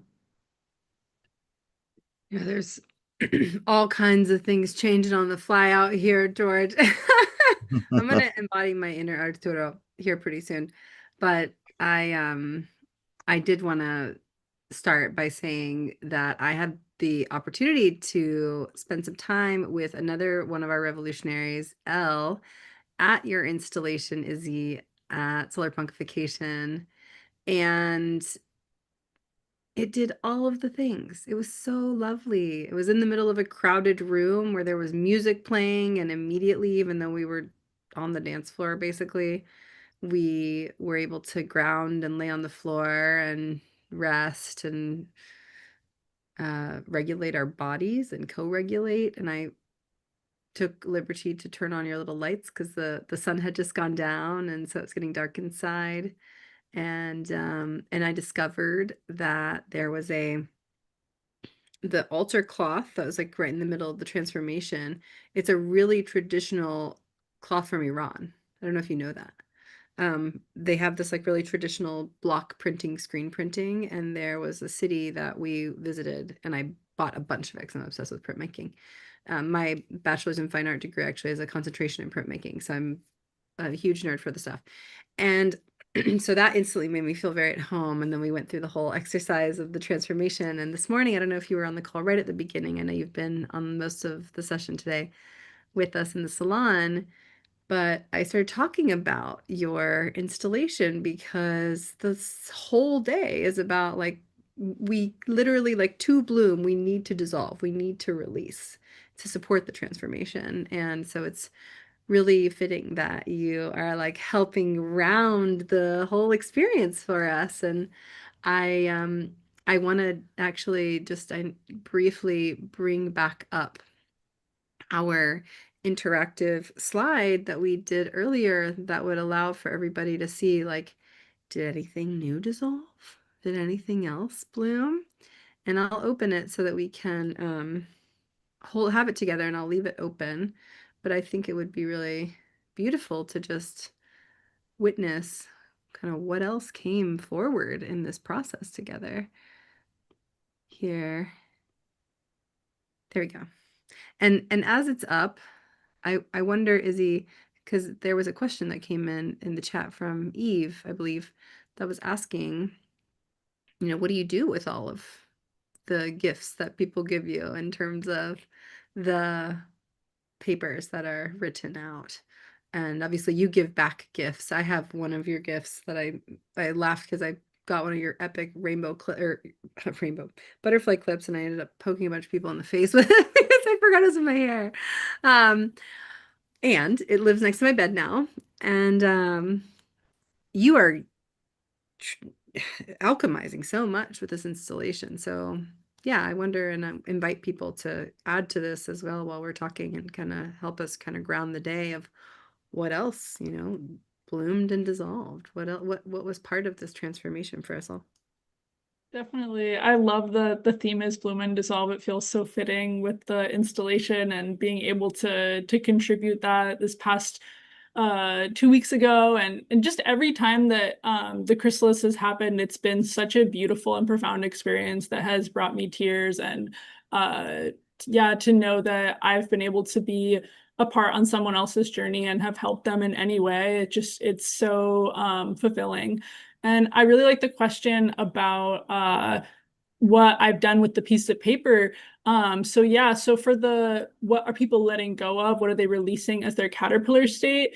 I've burned those during the full moon cycle that has happened after the installation, along with the herbs that were used. And so releasing those into the ether and allowing the universe to yeah, just accept and take those in a physical form, not just in a ceremonial form, but also uh, more physically, like in matter, and bringing those parts of that process together. And that's why I love the journey of metamorphosis of butterflies and caterpillars and the chrysalis state. It's like a physical representation of something that's happening spiritually, and it's a way that we understand it and take it as fact, but it's still very mysterious even within scientific realms as well. And it's just such a beautiful representation of that and that unification of that duality. And then for the what are people transforming into, I have ground up the responses into like a pulp in a blender to mix with soil, and I have planted seeds for butterfly plants so that the responses are literally the soil of what is growing the seeds that will feed literal butterflies. So that's been a really beautiful journey to be trusted with people's intentions, both in what they're letting go of and what they're transforming into, and to have been a caretaker of that energy and a steward for the butterflies. So Wow, that's incredible. Have you, in that process, do you look at what is written at all, or do you just take what's I do there? not look at what is written. I feel like that's between people and themselves. But sometimes people have gone up to me directly and shared what they've wanted to, or what they wrote, and have had like a very profound experience that they're like, blah, blah, and just kind of, telling me that. And I've always really appreciated when people have felt comfortable to do that. But I leave it to each person to decide that for themselves, because I want to keep that private and sacred. Are there any words that are on the screen right now that resonate with some of the things people have told you? I would say dissolving rigidness. Like, I think letting go of fear has been something people have talked about, and love coming in for sure, the blooming of love. And generally feelings of dissolving as well. I've gotten a lot of feedback about the chrysalis being a dome, and like the fact that it was a dome, it helped people to feel comfortable and safe to have those vulnerable experiences. The original very first run that I did, the first PVC dome that I did, it wasn't even a full dome. It was like an alcove kind of, so people could like kneel in front of it and kind of look into it. But I really wanted it to be more of a container for people's experiences and for people to go inside and feel like it was private and they were held within that space, and could really relax into that state. And when I went into the dome the first time after it had transitioned from an alcove to a dome, I was like, yes, this is what it's meant to be. And yeah, just being able to dissolve more and feel like the outer structure takes care of your structure, so you can just relax and kind of open up, is something that I've heard from people and also experienced for myself. Beautiful. It was really nice to get to integrate this with you and witness a different container that is working with similar themes and finding the resonance. It really feels pretty magical. And that in between altar, it's also that liminal goo that we're in. And it's pretty incredible what happens in that transitional state. I know you were speaking about this earlier, but the imaginal cells, like we're really in the imaginal goo. And like it says, like the in the invitation today, so there's nothing in the caterpillar that tells you it's going to be a butterfly. So beautiful. Thank you so much, Izzy. And also thank you all for all the new things that were added now and the things that are growing. This is so special. Wow.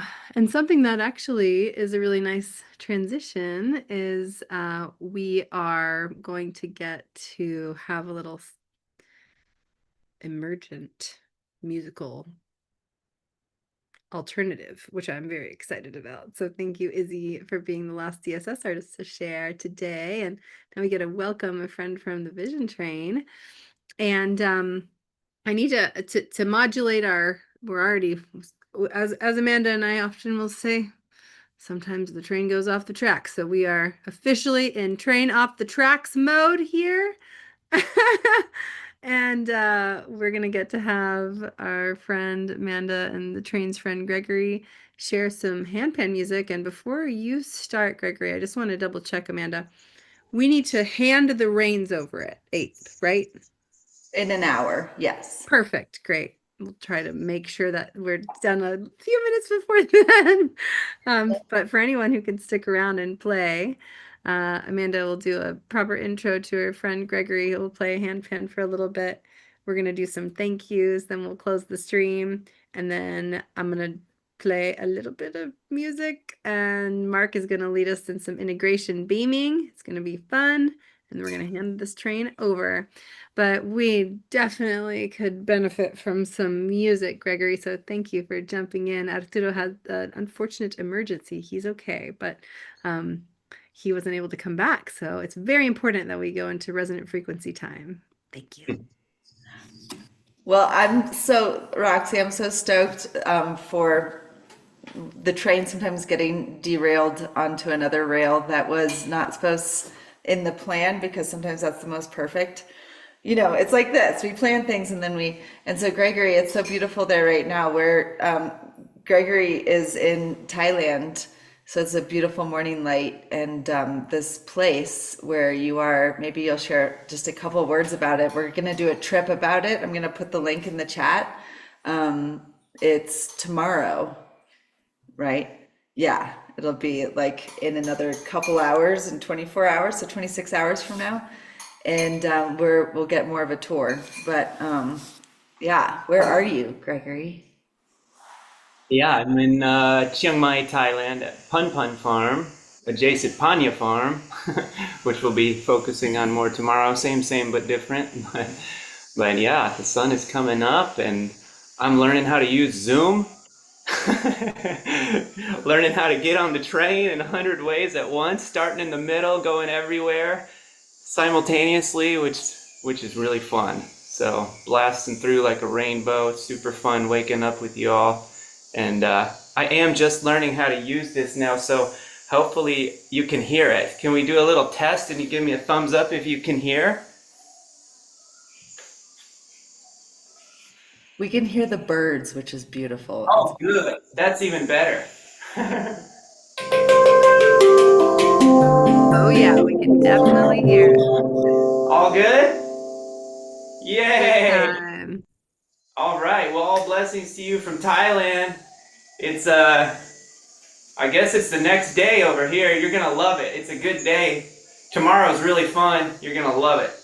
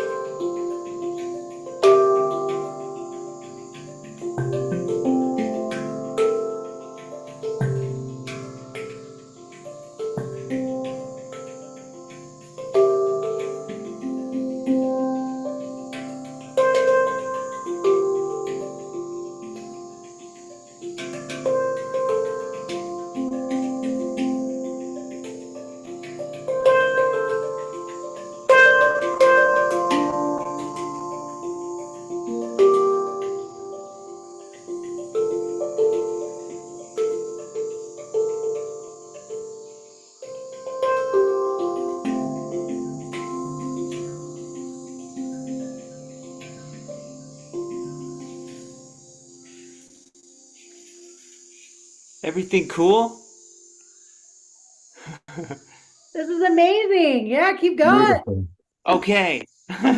So relaxing, I see beautiful. chats coming and I don't know what they're saying. I'm sorry.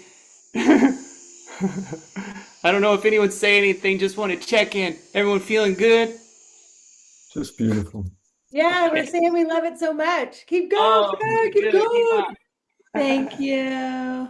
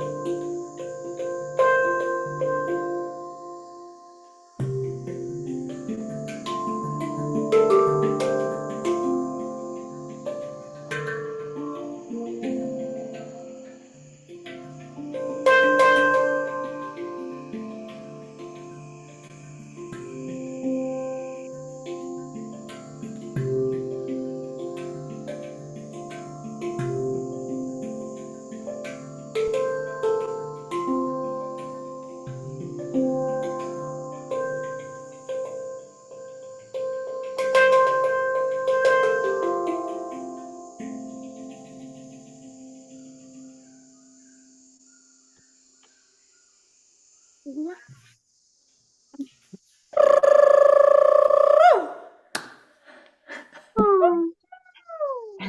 All right. Yeah. Oh, wow. Cool. So perfect. That was Right so on. How much more time we got?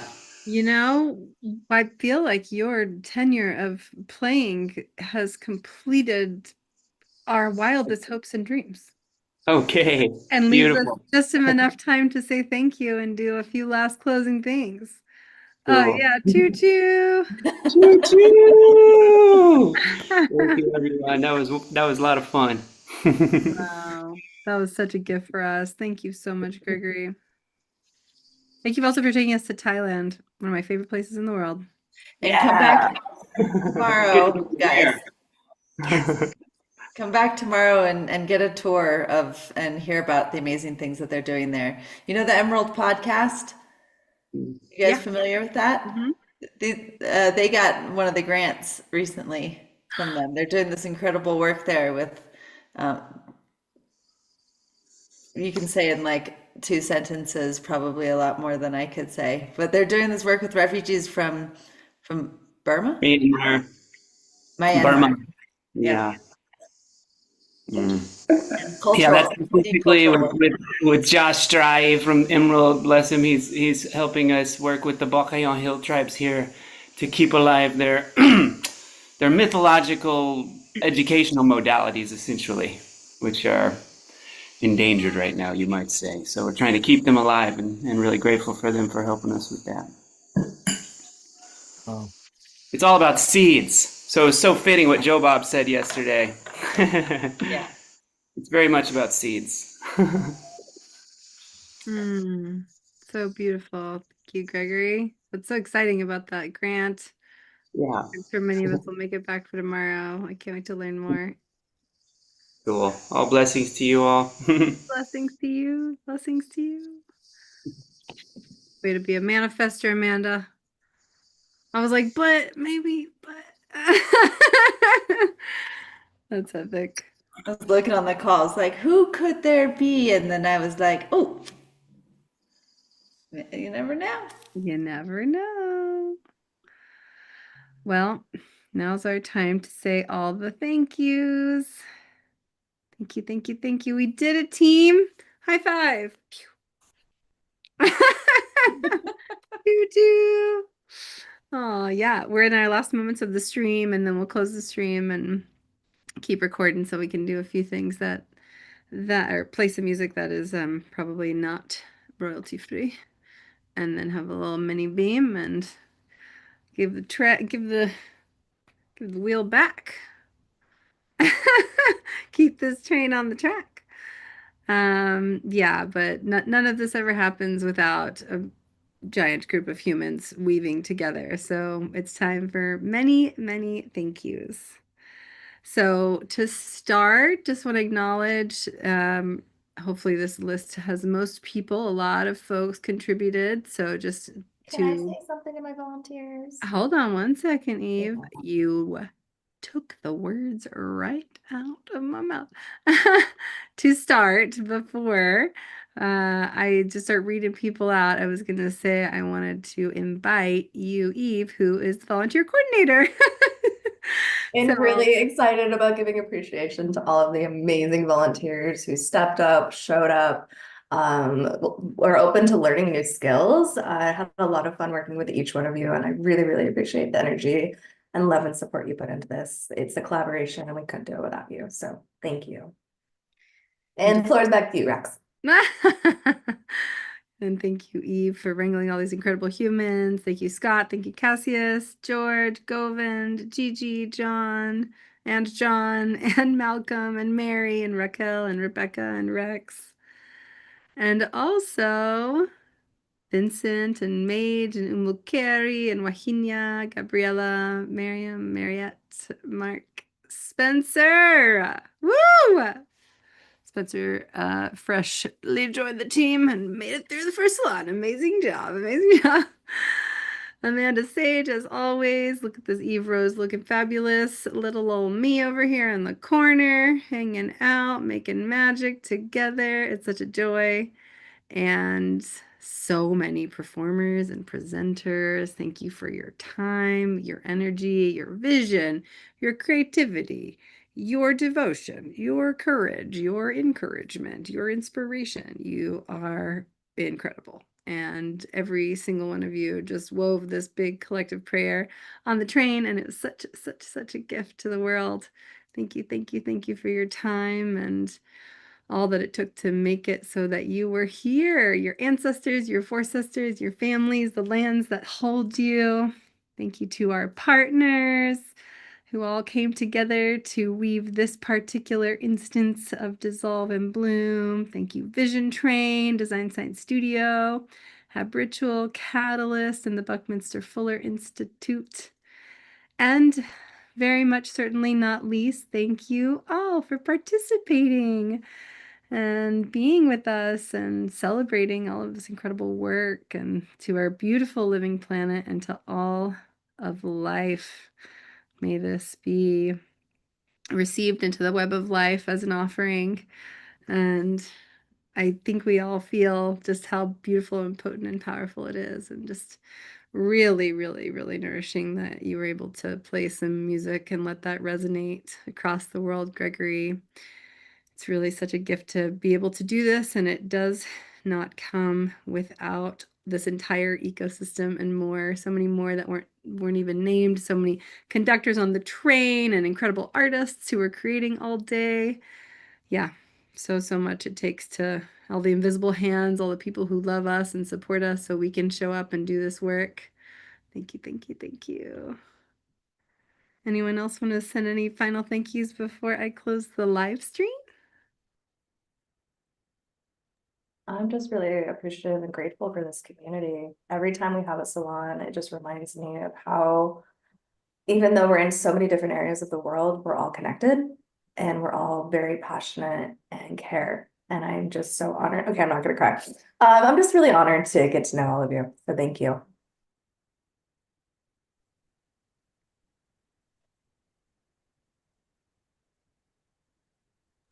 Thank you, everyone. Great job.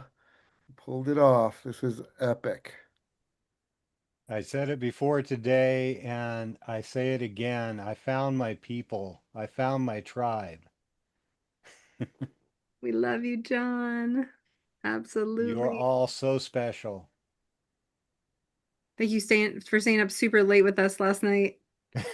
John was up. He was like, I'm gonna go to bed. 2 hours later, he's like still putting people's bios to run a show. You started yesterday and we played into tomorrow. So we've done it all day around. It's been such a gift. And it's our uniqueness that makes us strong. There is so much, I feel like validation in a certain way today about, I've been putting in also these kind of like 18-hour days for a long time now, and building these projects and these platforms and these places to gather and to weave everyone's stories together. I see you all and I appreciate you so much, and it helps strengthen. I feel it's like so perfect that this is the beginning of these 8 days where this Zoom call. So everybody that's here, just save this and jump back on whenever you want, because there's gonna be something going on. And it's more elongated than what this is, right? But also the passing of the, to each other, and the appreciation and the intention is just so aligned, and it's generative in a good way, right? It fills the cup, and to know that there are others out there, and to help each other find the others, and to find the projects and the places. That's a watering hole. That's why we do this. So for all that are feeling the call, hearing the whistle, it's time, and we got to call on all the resources to fuel our tanks with the passion of of vision and potential, and the world needs us. I feel that deeply. So thank you all for what you're doing. An honor to do it with you, Amanda. Thank you for continuing to keep the train going with so many amazing people that we get to meet and become close friends with and collaborators with, and continue sharing these tracks. It's so cool, Lincoln Train Cars, and that's all why we have done every single event on the Design Science Studio on the train, period, from the beginning. So that we always tell everyone to come and play. This is an international space station of creativity, and it is always here for everybody. And it's just like Design Science Studio has been an anchor in a really rough and stormy sea for a lot of people. So has the train. Yeah, together we'll make it through. Well, with that, I'm going to just close the live stream so that so that part is complete. So farewell, folks on the internet, and thanks for tuning in. Choo choo! Come play in the 8-day anniversary celebration. Support the Vision Train, support the Design Science Studio. Your creativity is the fuel of the world that we dream.